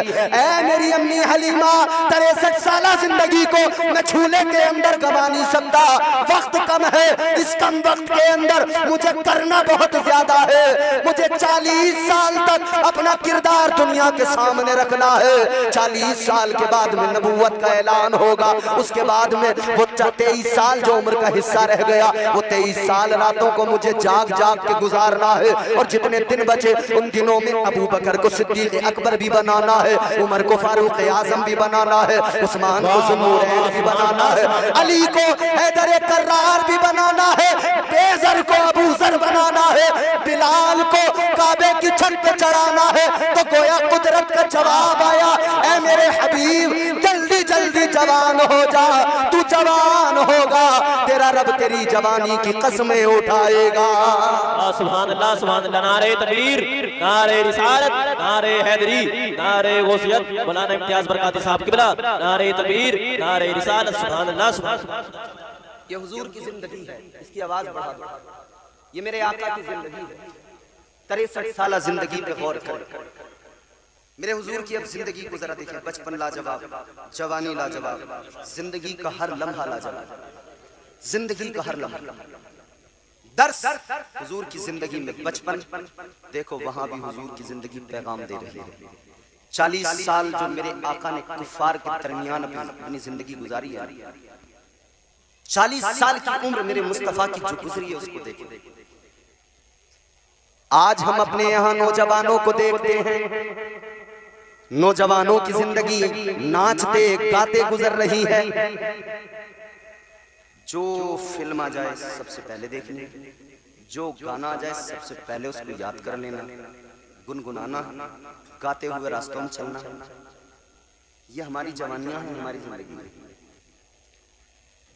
आज हमारी जवानियां क्या है, अल्लाह रहम फरमाए। आज हमारे नौजवानों की जवानियां, किसी की जवानी सड़क पे गुजर रही है, किसी की जवानी मोबाइल में वक्त बर्बाद करते हुए गुजर रही है, किसी की जवानी को देखो तो यूं ही इसके उसके पीछे भागते भागते गुजर रही है, किसी की जवानी किसी प्रधान की बैठक पे गुजर रही है, किसी की जवानी देखो तो किसी नेता के पीछे पीछे चमचा बन के गुजर रही है। माफ करना अगर बात कड़वी लगे तो माफी पहले चाहता हूँ। ये तुम्हारी मेरी जिंदगियां जो इसी तरह से जवानियां बर्बाद हो रही हैं, मगर एक मेरे आका की पाकीज़ा जवानी है जिसके बारे में अल्लाह का कुरान कहता है, परवरदिगार आलम ने फरमाया, लाअमरुका इन्नहुम लफी सकरतिहिम यामहून। ये मेरे آقا کی زندگی ہے جس کی قسم اللہ قرآن مجید میں اٹھا رہا ہے، یہ میرے مصطفیٰ کی زندگی ہے۔ آؤ میرے آقا کی پاکیزہ زندگی کو دیکھو، جتنے بھی ایک نمبر کے جھوٹے تھے سارے کے سارے خود جھوٹے ہونے کے باوجود میرے آقا کو سچا کہا کرتے تھے، صادق الوعد الامین کہا کرتے تھے۔ سارے جتنے بھی بڑے مکار تھے، امانتوں میں خیانت کرنے والے تھے، اپنی امانتیں میرے آقا کی بارگاہ میں رکھ کر جاتے تھے، میرے مصطفیٰ کو امین کہا کرتے تھے۔ تاجدار مدینہ کی بارگاہ میں آتے تھے، ادب کے ساتھ پیش آتے تھے، حضور کی بڑی عزت کیا کرتے تھے، تاجدار مدینہ کا احترام کیا کرتے تھے۔ آؤ سنو ذرا مکے کا حال بھی دیکھ لو، نبی کی زندگی بھی دیکھ لو۔ مکے کا حال کیا تھا؟ نہ کوئی قانون تھا، نہ کوئی دستور تھا، مکے کے اندر نہ کوئی آئین تھا۔ جو مالدار تھا وہ مالدار تھا، جو غریب تھا اس کی زندگی بڑی بیکار تھی۔ جو مالدار تھا اس کے لیے ساری آسائشیں، مالدار ہوتا چلا جا رہا تھا، غریب اور زیادہ غریب ہوتا چلا جا رہا تھا۔ جس کی لاٹھی اس کی بھینس، یہ ایک قانون مکے کے اندر چلتا تھا۔ جس کے پاس طاقت ہے وہی جو چاہے کر سکتا ہے۔ آج بھی یہی تو ہو رہا ہے، ہمارے ملک کی حالت بھی یہی ہے، امیر ہوتا چلا جا رہا ہے، غریب اور غریب ہوتا چلا جا رہا ہے۔ یعنی کہ حالت یہ ہو گئی، مڈل کلاس والا طبقہ ختم ہوتا جا رہا ہے۔ جو طبقہ نہ امیر ہے نہ غریب ہے، وہ طبقہ یا تو غریب ہی ہو جائے گا یا وہ امیر ہی ہو جائے گا۔ چند ایک افراد امیر ہو جائیں گے، باقی سارے غریب ہو جائیں گے۔ صرف دو کیٹیگری کے لوگ رہیں گے، یا تو امیر رہیں گے یا غریب رہیں گے۔ امیر سارے کے سارے ان غریبوں کو اپنے نیچے دبا کر رکھتے ہیں۔ ہر جگہ یہی ہوا، جہاں پر بھی ڈکٹیٹرشپ رہی ہے وہاں پر حال یہی رہا ہے۔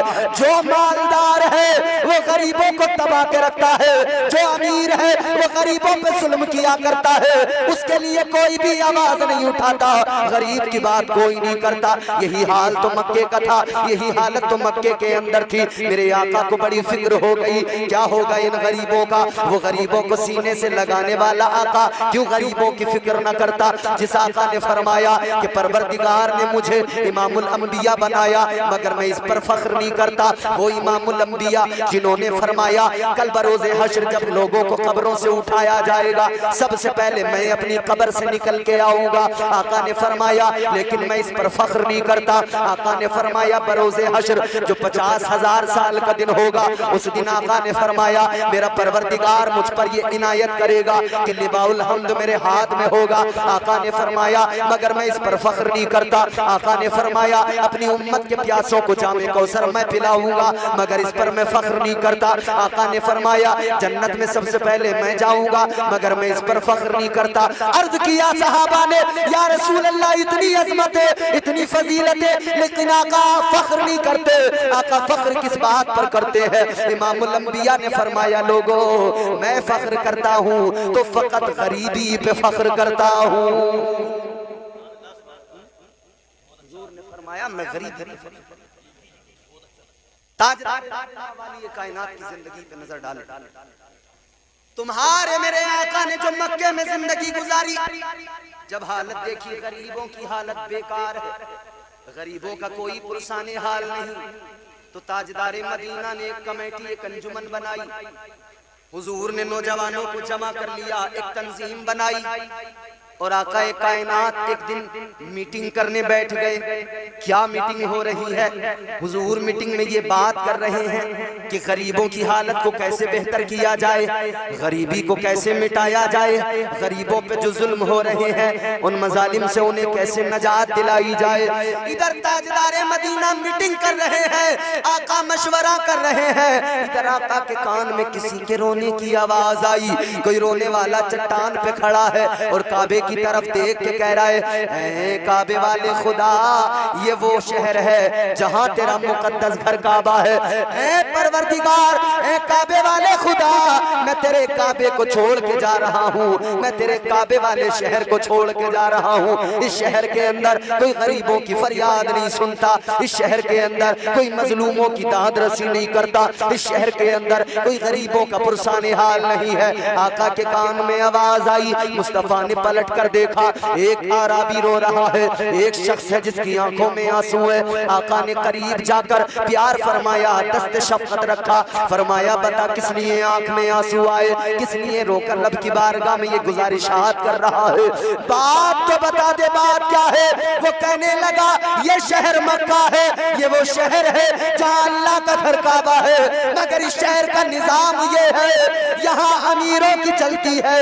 یہاں غریبوں کا کوئی پرسان حال نہیں، یہاں غریبوں کی فریاد کوئی نہیں سنتا۔ میرے آقا نے فرمایا بات بتا، بات کیا ہو گئی؟ کہنے لگا سنو سنو، میرے پاس میں ایک اونٹ تھا، میرے پاس میں ایک اونٹنی تھی، بڑی پیاری تھی، میں اس کی پرورش کر رہا تھا، اونٹنی نے ایک بچہ دیا، میں بچے کو پالنے لگا، اللہ نے مجھے بھی بیٹی عطا فرمائی، میں اپنے بیٹی کی بھی پرورش کرنے لگا، میں یہ سوچ رہا تھا جیسے جیسے بیٹی جوان ہوگی ویسے ویسے اونٹ کا بچہ بھی بڑا ہو جائے گا، ادھر یہ جوان ہوگا، ادھر میری بیٹی جوان ہوگی، میں اس اونٹ کو بیچوں گا، اپنی بیٹی کی شادی کر دوں گا، اپنی بیٹی کو رخصت کر دوں گا، اپنی بیٹی کے ہاتھ پیلے کر دوں گا۔ ہر باپ کو فکر ہوتی ہے کہ ساتھ عزت کے اپنی بچیوں کو رخصت کر دے، ہر باپ فکر میں لگا ہوتا ہے کہ اپنی بیٹیوں کو خیریت سے رخصت کر دے۔ کتنے باپ ایسے ہیں جنہیں راتوں کو نیند نہیں آتی، کیا کریں، اپنی بچیوں کی فکر میں رہتے ہیں، اپنی بیٹیوں کی فکر ستاتی رہتی ہے۔ اے پلٹا کے غیور مسلمانوں، آج حالت یہ ہو گئی، غریب رات کو اپنی بیٹیوں کی فکر میں روتا ہے، اپنے آنسوؤں سے منہ دھوتا ہے، اور اللہ کی بارگاہ میں رو رو کے کہتا ہے اے مولا امیر نے 4 پہیہ گاڑی دی ہے، اے مولا امیر نے اپنی بیٹی کو اے سی دی ہے، امیر نے اپنی بیٹی کو بلٹ دی ہے، امیر نے اپنی بیٹی کو مہنگا جہیز دیا ہے، اے مولا میں اپنی بیٹی کے ہاتھ پیلے کیسے کروں گا، کیسے اپنی بچی کو رخصت کروں گا؟ اے غریبوں غم نہ کیا کرو، آنسو نہ بہایا کرو، اللہ کی بارگاہ میں دعا کیا کرو، بس اتنا کہا کرو اے پروردگار اس بیٹی کو رحمت بنا کر میرے گھر میں تو نے بھیجا ہے، یا اللہ جب بیٹی دینا تیرا کام ہے تو بیٹی کو عزت سے ودا کرانا بھی تیرا کام ہے۔ نعرہ رسالت، نعرہ حیدری، نعرہ غوثیت، مسلک اعلیٰ حضرت مولانا امتیاز برکاتی صاحب قبلہ، نعرہ تکبیر، نعرہ رسالت، سبحان اللہ سبحان اللہ۔ بات بھیا سمجھ میں آ رہی تو زور سے بولیں سبحان اللہ۔ جتنی جلدی ختم کروانا اتنی تیزی سے میں بھی گفتگو کروں اور آپ بھی اتنی بیداری سے سنیں۔ حضور کی زندگی، غم نہ کرو غریبوں، بیٹی دینے والا خدا ہے، بیٹی کو رخصت بھی پروردگار کرائے، اسباب اللہ پیدا فرمائے۔ غریب رویا، آقا نے فرمایا رویا غم نہ کرو۔ کہنے لگا بیٹی جوان ہو گئی، کیسے رخصت کروں، کیسے شادی کروں؟ کہتا ہے میں نے جو اونٹ کا بچہ پالا تھا اونٹنی کا وہ بھی جوان ہو گیا تھا، کہتا ہے میں اس کو مکے کے بازار میں، مکے کی منڈی میں لایا کہ میں اس کو بیچ کر اپنی بیٹی کے شادی کے انتظام کروں گا۔ کہنے لگا سنو، ایک مکے کا امیر آدمی، ایک مکے کا چودھری، اس نے میرا اونٹ خرید لیا لیکن پیسے دینے کو تیار نہیں۔ آج بھی کتنے امیر لوگ ہیں، زبردستی لا یہ تیری چیز چل ہو گئی ہماری، دے دیں گے پیسے۔ کتنوں کی زمینوں پہ ان امیروں نے قبضے کر لیا، کوڑی ہوڑی، راضی راضی نہیں تو غیر راضی، دے گا کیسے؟ جب طاقت ہوتی ہے تو آدمی کام ایسے کر لیتا ہے، کیونکہ جب پیسہ آتا ہے، دولت آتی ہے، اور دولت کے زوم میں آدمی یہ بھول جاتا ہے کہ پروردگار عالم کل میدان محشر میں حساب بھی لے گا مجھ سے۔ کیا ہوتا ہے؟ اس کی زمین پر قبضہ کرنا، یہ روڈ کی زمین اچھا اس کی ہے، اچھا کیسے نہیں دے گا؟ یا تو وہ زمین اپنی کوڑیوں میں بیچ دے، سستی کر کے بیچ دے، نہیں تو اسے تنگ کریں گے، پریشان کریں گے، ستائیں گے، لڑائی جھگڑوں میں پھنسائیں گے، جھوٹے مقدمات میں پھنسا دیں گے، تھک ہار کے بیچارہ وہ غریب اپنی چیز دے دے گا۔ مکے کے چودھری نے اونٹ خرید لیا، پیسے دینے کو تیار نہیں۔ وہ کہنے لگا حضور وہ پیسے نہیں دیتا میرے، آقا نے فرمایا تُونے مانگے نہیں؟ کہتا کئی بار مانگ لیے، دروازے سے دھکے دے کے بھگا دیتا ہے، سفارشیں لے کر گیا، سفارش وہ کسی کی نہیں مانتا۔ تاجدار مدینہ نے فرمایا بول کون ہے وہ مالدار؟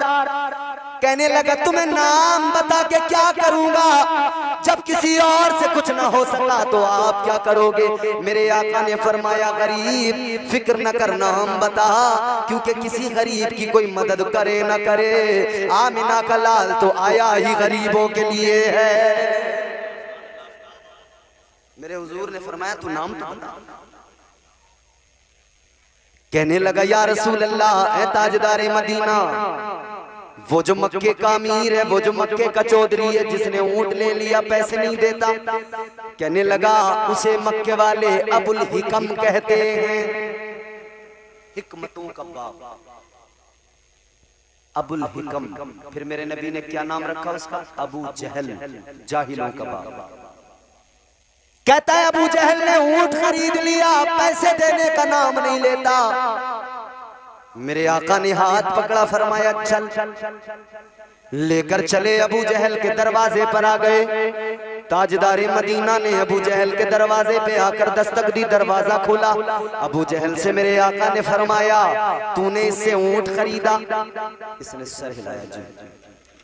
آقا نے فرمایا اس کے پیسے نہیں دیے؟ کہنے لگا جی۔ حضور نے فرمایا دینے نہیں ہیں؟ دینے ہیں کہ نہیں؟ کہا جی دینے ہیں۔ تاجدار مدینہ نے فرمایا چل ابھی پیسے لا کر دے۔ گھر میں گیا، رقم اٹھا کے لایا، اس غریب کو دی، اس نے رقم لی، وہ ادھر چلا مسکراتا جھومتا اور کہتا چلا کہ اب مکے کے اندر کسی غریب پر ظلم نہیں ہوگا، کیونکہ غریبوں کا پرسان حال آ گیا ہے، غریبوں کا طرفدار آ گیا ہے۔ اور ادھر میرے آقا اپنے گھر تشریف لے آئے، لیکن ادھر ابو جہل کے گھر کے اندر ابو جہل کی بہن نے ابو جہل سے کہا تو بڑا چودھری بنا ٹہلتا ہے، محمد صلی اللہ علیہ وسلم۔ کہنے لگی اتنا بڑا چودھری بنا گھومتا ہے، اتنا بڑا مالدار ہے، لیکن عبداللہ کے بیٹے سے ڈر گیا۔ کس لیے ڈر گیا؟ ابو جہل کہنے لگا میری بہن بات تو ٹھیک کہتی ہے، مگر سن کسی سے راز نہ کھولنا، کسی کو یہ بات نہ بتانا۔ کہنے لگی سن لے بات تو نہیں بتاؤں گی، مگر بتا ضرور کیوں ڈر گیا۔ اب ابو جہل کا جملہ سنو، خدا کی قسم۔ ابو جہل کہنے لگا اے میری بہن سن، جب محمد عربی آئے ان کے آنے سے ان کی ہیبت ایسی تھی، میری زبان پہ تالے لگ گئے، میرا وجود کانپنے لگ گیا۔ میں چاہتا تو تھا پیسے نہیں دوں گا، لیکن ان کی ہیبت ایسی، انکار نہیں کر پایا۔ وہ جو کہتے رہے میں اقرار کرتا گیا، اتنا ڈر گیا، اتنا ڈر گیا، مجھے لگا اگر آج میں نے انکار کر دیا آسمان میرے سر پہ ٹوٹ کے گر جائے گا۔ یہ میرے نبی کی جوانی، یہ زندگی حضور، یہ تاجدار مدینہ کی جوانی جس میں آقا نے غریبوں کی مدد کی۔ آج ہماری تمہاری جوانی کہاں ہے؟ ہم تو خود غریبوں کو، کمزوروں کو ستا رہے ہیں۔ اچھا بلا آدمی راستے میں چل رہا ہے جنگل میں، ہاتھ میں درانت ہے، چلتے چلتے کسی کے کھیت کے پاس سے گزر رہا ہے، خام کا درانت چلاتا جا رہا ہے، اس کی فصل کٹ رہی ہے۔ لے بھئی تجھے کیا ملا اس میں؟ اچھا بھلا جا رہا ہے، راستے میں کتا ہے، راستے میں کتے کے لات مار، لے تجھے کتے کے لات مار کے چل، کتا بھی غور سے دیکھ رہا ہے تو یہ آدمی، مگر کام میرے والے کر رہا۔ یہ ہمارے یہاں جوانیاں، ہمارے جوانوں کی حالت دیکھو، ان کے حلیے عجیب، ان کی حالت عجیب، چہرہ دیکھو تو عجیب، لباس دیکھو تو عجیب۔ کل شادی میں دیکھنا نئے نئے فیشن کے کپڑے، اور ہمارے جتنے بزرگ ہیں نا یہ منہیا کے جیسے ایک دوسرے کو دیکھتے ہیں نا، وہ ویسے دیکھنا یہ کس کا ہے کہ یہ فلانے کا ہے، یہ دلی میں رہتا ہے احمد آباد میں، کہ یہ احمد آباد میں سلائی کر دو۔ اچھا تبھی تو فیشن کا یہ دور سہانا لگتا ہے۔ سنا دوں رہنے دوں؟ फैशन का ये दौर सुहाना लगता है, अच्छा खासा मर्द जनाना लगता है। बस चेहरे पे दाढ़ी अल्लाह ने दी, हमने निकाल दी, और दाढ़ी इतनी जिद्दी होती है, बार बार आती है और बताती है कि भाई क्यों निकाल रहा है, तू मर्द है मत निकाल।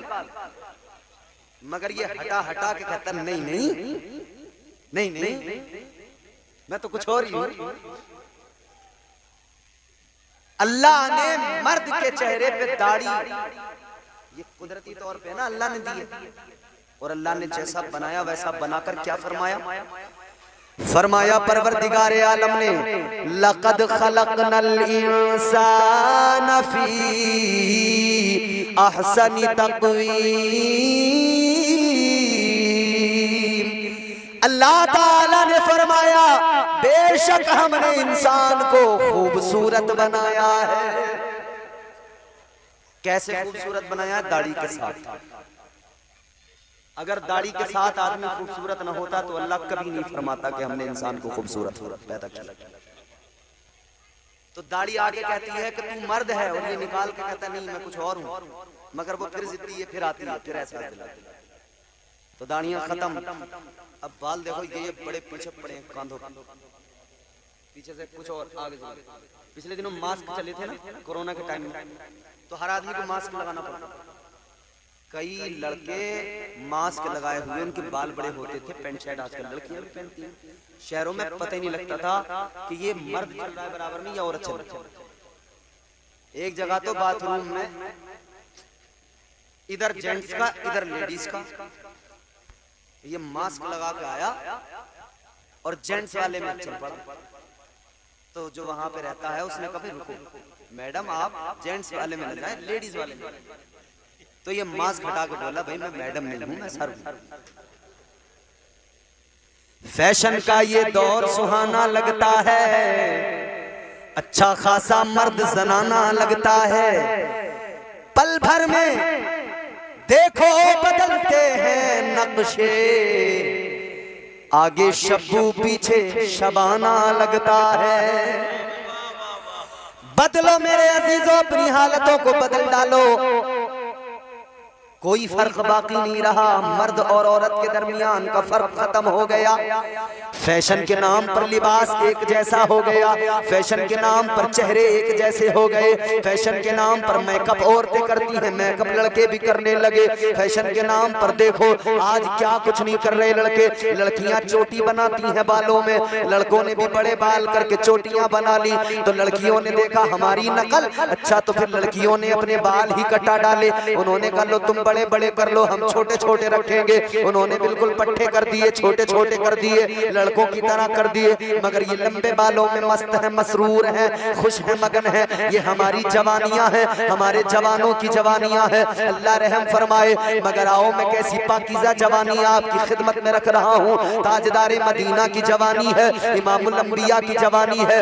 आओ देखो आका की जवानी। ताजदारे मदीना ने अपनी जवानी को रास्तों पे बर्बाद नहीं किया। आका ने अपनी जवानी को अरब के अंदर, मक्के के अंदर गली कूचों में घूमकर बर्बाद नहीं किया, बल्कि आका जवानी के आलम में गारे हिरा में जाते थे, सर को झुकाते थे और रब की बारगाह में रो रो कर अपने रब की तस्बीह बयान किया करते थे।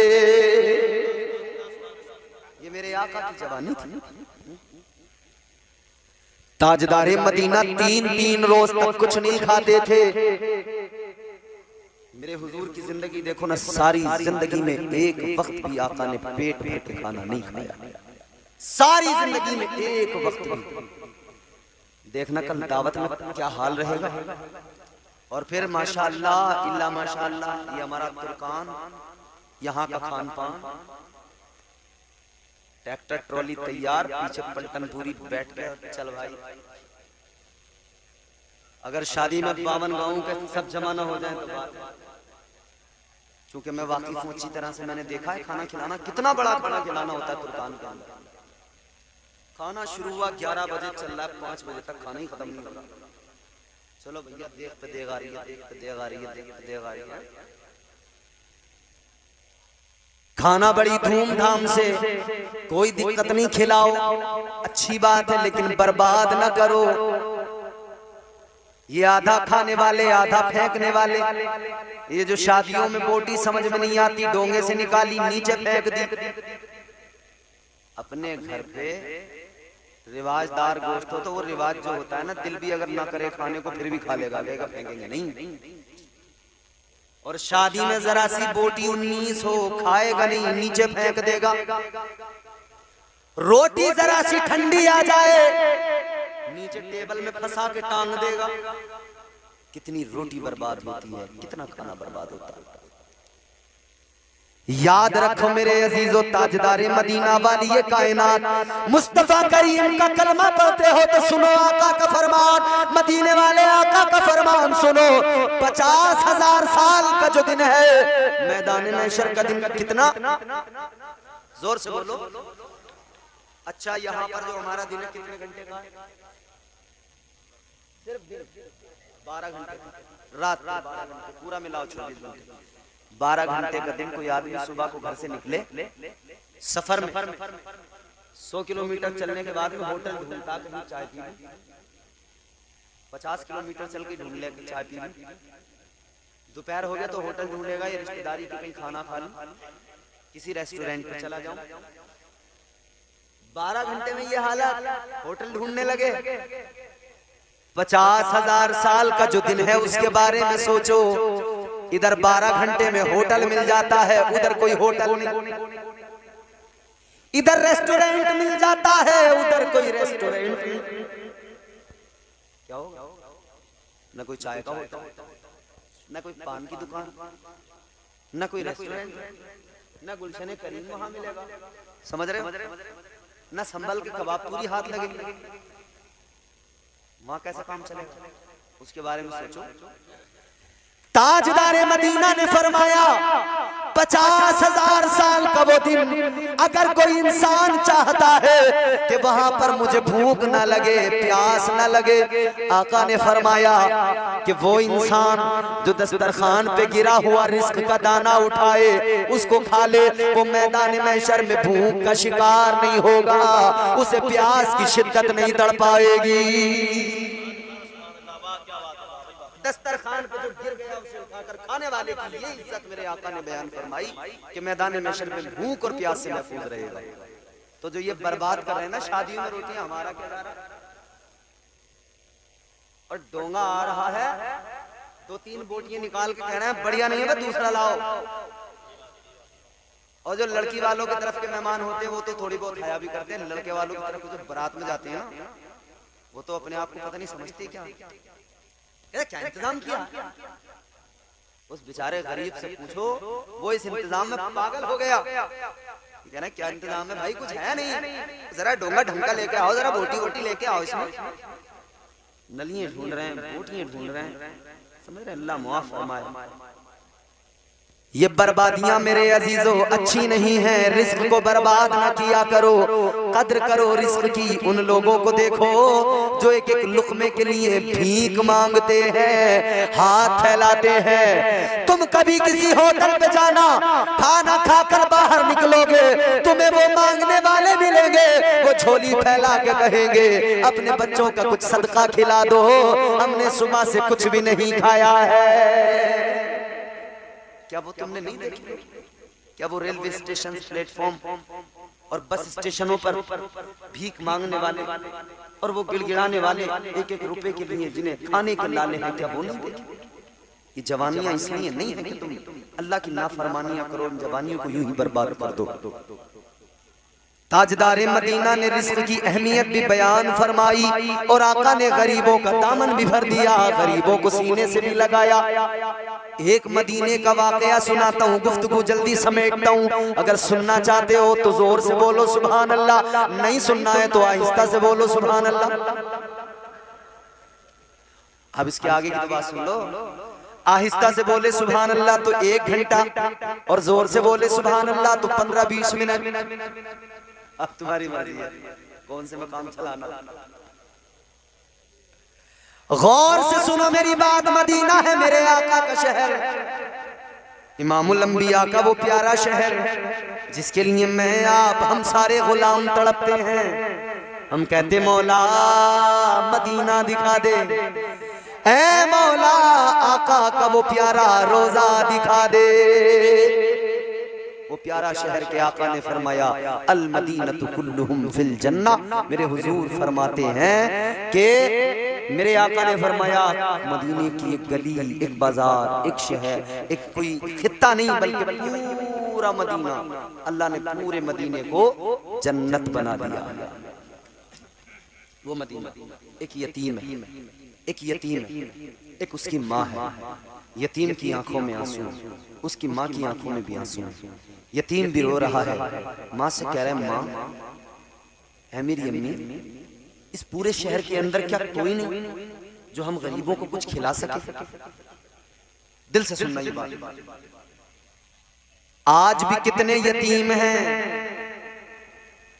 مگر ہم کہہ رہے ہیں کہ کون ہے بھیا کسے دیں، کوئی ہے ہی نہ، زکوٰۃ کسے دیں، کوئی نظر ہی نہیں آ رہا. نظر آئے گا اگر سلیقے سے دیکھو گے. اور کوئی ہے تو لینا نہیں چاہتا، جانتے ہو کیوں؟ اسے شرم آتی ہے. شرم کیوں آتی ہے اسے؟ اس لیے شرم آتی ہے کہیں ایسا نہ ہو گاؤں میں میرا مذاق نہ بن جائے، گاؤں والوں کی نظروں میں میں حقیر نہ ہو جاؤں، گاؤں والے یہ نہ کہیں کہ یار یہ تو بالکل گیا گزرا. اسی لیے مسئلہ یہ ہے، سن لو، ایک مسئلہ بھی بیان کر کے جا رہا ہوں. عام طور پر لوگ مسئلہ یہ معلوم بھی کرتے ہیں کہ زکوٰۃ کا پیسہ اگر کسی کو دیں تو کیا اسے بتانا ضروری ہے کہ یہ زکوٰۃ کا پیسہ ہے یا بغیر بتائے دے سکتے ہیں؟ اسلام کتنا خوبصورت مذہب ہے، کسی کی دل آزاری نہ ہو. اسے ضرورت تو ہے مگر وہ شرم سے لیتا نہیں، اسے ضرورت تو ہے مگر سماج کے اندر اپنی بدنامی اور رسوائی کے ڈر سے لیتا نہیں. اسلام کہتا ہے چپ چاپ لے کے جا، بس دل میں نیت کر لے، چپ چاپ لے کے جا. تیرا بھائی ہے، تیرا چچا ہے، تیری بہن ہے، تیرا رشتہ دار ہے، کنبے دار ہے، خاندان والا ہے، چپ چاپ لے کے جا، مٹھی بند کر کے اس کو دے کے آ، کہہ دے میں اپنی طرف سے دے رہا ہوں، رکھ لے. تیری نیت زکوٰۃ کی ہے، تیری زکوٰۃ ادا ہو جائے گی. اسے بتانے کی بھی ضرورت نہیں ہے، اس غریب کی بھی مدد ہو جائے گی، اس کا بھی کام چل جائے گا. سمجھ رہے ہو؟ تو یہ سن لو اور سوچ لو، جان لو. اگر کوئی آدمی تمہیں نظر آتا ہو اور تم یہ کہتے ہو کہ یار یہ لیتا نہیں کیا کرے، تو اسے ایسے دو کہ اسے احساس بھی نہ ہو، اسے پتہ بھی نہ کہ یہ زکوٰۃ تھی، اس کا بھی کام نکل جائے، تمہاری بھی زکوٰۃ ادا ہو جائے.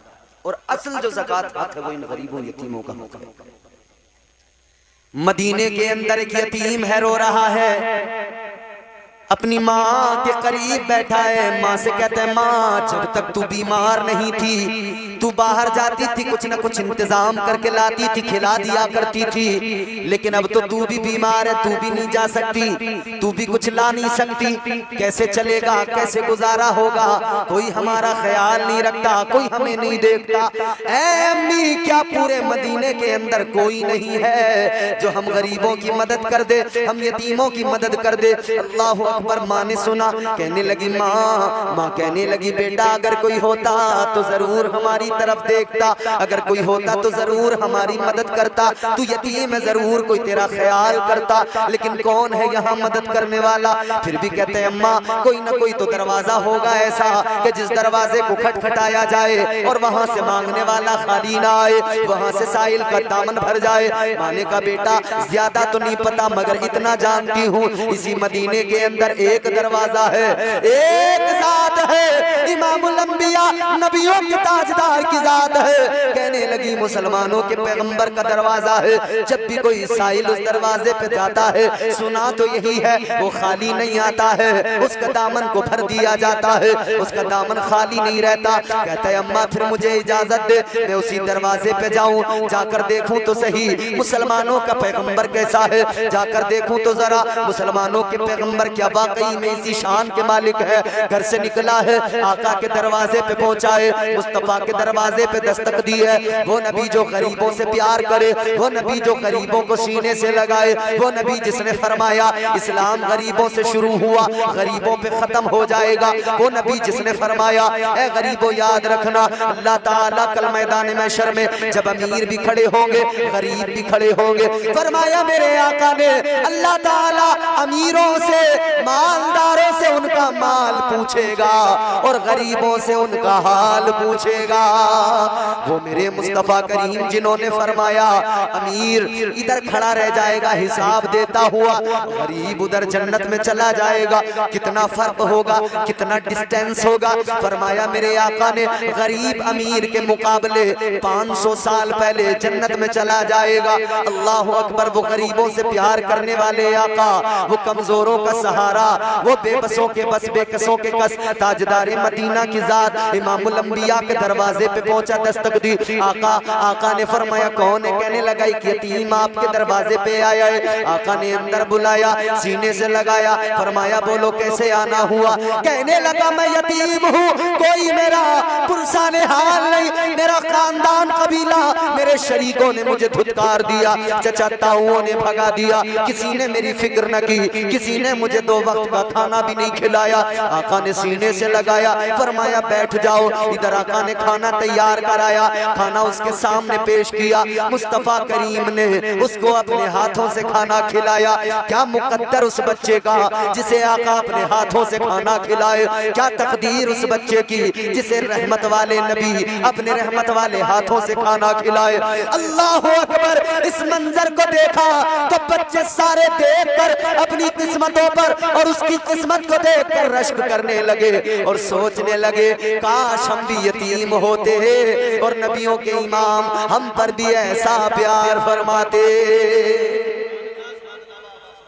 حضور نے اپنے ہاتھوں سے کھلایا، تاجدار مدینہ نے اپنے ہاتھوں سے کھلایا اور پھر اس نے اپنی ماں کا حال بتایا۔ حضور نے کھانا بھی اس کو ساتھ دیا، ماں کے لیے کپڑے بھی دیے، پیسے بھی دیے، فرمایا لے اپنی ماں کے حوالے کر دینا۔ یہ لے کر گھر گیا، اپنی ماں کے پاس آیا، ماں کو لا کر کھانا دیا، وہ کپڑے دیے، کہنے لگا امی ایک دروازہ واقعی مدینے کے اندر جو ہے وہ مجھے مل گیا۔ اے امی وہ ہمارے بارے میں زیادہ نہیں جانتے مگر تیرا حال میں نے بتایا، انہوں نے کھانا بھی دیا، کپڑے بھی دیے، پیسے بھی دیے۔ کہنے لگا امی یہ میری ڈیوٹی تھی، ذمہ داری، یہ تجھے پہنچانے آ گیا مگر اب اجازت دے دے وہیں جا رہا ہوں۔ کہتی ہے کہاں کا؟ دل تو وہیں چھوڑ کے آیا ہوں، اسی پیغمبر کی بارگاہ میں جا رہا ہوں۔ کہنے لگا اب میری امی مجھے جانے دے، میں اب باقی کی زندگی انہی مدینے والے آقا کی خدمت میں اور غلامی میں گزاروں گا۔ یہ آقا کی زندگی ہے۔ حضور نے غریبوں کو پیار کیا، غریبوں کو کھلایا۔ تو میرے عزیزو جتنا برباد ہوتا ہے اگر اسے برباد نہ کیا جائے تو یہ رزق ہے، اس کی قدر کرو۔ جو کر رہا ہے انتظام اس کے دل سے پوچھو کیسے کر رہا ہے۔ نبی کی شان بڑی نرالی، میرے آقا کا مقام بڑا بڑا۔ اب آخری بات عرض کر کے گفتگو ختم کر رہا ہوں، ایک فرمائش ہے وہ پوری کروں گا، لیکن میری آخری بات توجہ سے سنو۔ جس نبی کی زندگی اتنی پاکیزہ ہے کہ رب قرآن مجید میں اس نبی کی زندگی کی قسم اٹھاتا ہے، اس نبی کی شان تو دیکھو۔ اس نبی نے ہر زاویے پر، ہر موڑ پر اس امت کی رہنمائی کی ہے اور میرے آقا نے سارے سلیقے عطا کیے ہیں۔ حضور نے نہ صرف جینے کا سلیقہ دیا بلکہ حضور نے پہننے اوڑھنے سے لے کر شادی بیاہ تک کا سلیقہ عطا کیا۔ شادیاں کیسے کی جائیں حضور نے یہ بھی سکھایا۔ حضور نے 40 سال کی عمر میں جب حضرت خدیجہ سے شادی کی ہے تب آقا نے سمجھا دیا کہ کیسے شادی کرنا ہے۔ پھر جو زندگی گزاری ہے آقا نے سمجھا دیا بیوی کے ساتھ کیسے رہنا ہے۔ پھر آقا کو جو اولادیں ہوئیں، آقا کو بیٹیاں ہوئیں، پھر میرے مصطفیٰ نے مدینے کے اندر جب اپنی بیٹی فاطمہ کا نکاح کیا تو دنیا والوں کو بتا دیا، دنیا والوں بیٹیوں کو ایسے رخصت کیا جاتا ہے۔ اور علی کے ولی بن کر، علی کے کفیل بن کر آقا نے بتا دیا لڑکوں کی شادیوں کے انتظام ایسے کیے جاتے ہیں۔ حضور نے وہ بھی سلیقہ عطا کیا۔ تو پھر ہم کیوں نہ کہیں وہ جس کے لیے محفل کونین سجی ہے، وہ جس کے لیے محفل کونین سجی ہے، فردوس بری جس کے وسیلے سے بنی ہے، وہ جس کے لیے محفل کونین سجی ہے، فردوس بری جس کے وسیلے سے بنی ہے، وہ ہاشمی، وہ ہاشمی، وہ ہاشمی مکی مدنی العربی ہے، وہ میرا نبی میرا نبی میرا نبی ہے، وہ میرا نبی میرا نبی میرا نبی ہے، وہ میرا نبی میرا نبی میرا نبی ہے، وہ میرا نبی میرا نبی میرا نبی ہے۔ احمد ہے محمد ہے وہی ختم رسول ہے، مخدوم و مربی ہے وہی والی کل ہے۔ احمد ہے محمد ہے وہی ختم رسول ہے، مخدوم و مربی ہے وہی والی کل ہے۔ احمد ہے محمد ہے وہی ختم رسول ہے، مخدوم و مربی ہے وہی والی کل ہے۔ اس پر ہی نظر اس پر ہی نظر سارے زمانے کی لگی ہے، وہ میرا نبی میرا نبی میرا نبی ہے، وہ میرا نبی میرا نبی میرا نبی ہے۔ اور اگر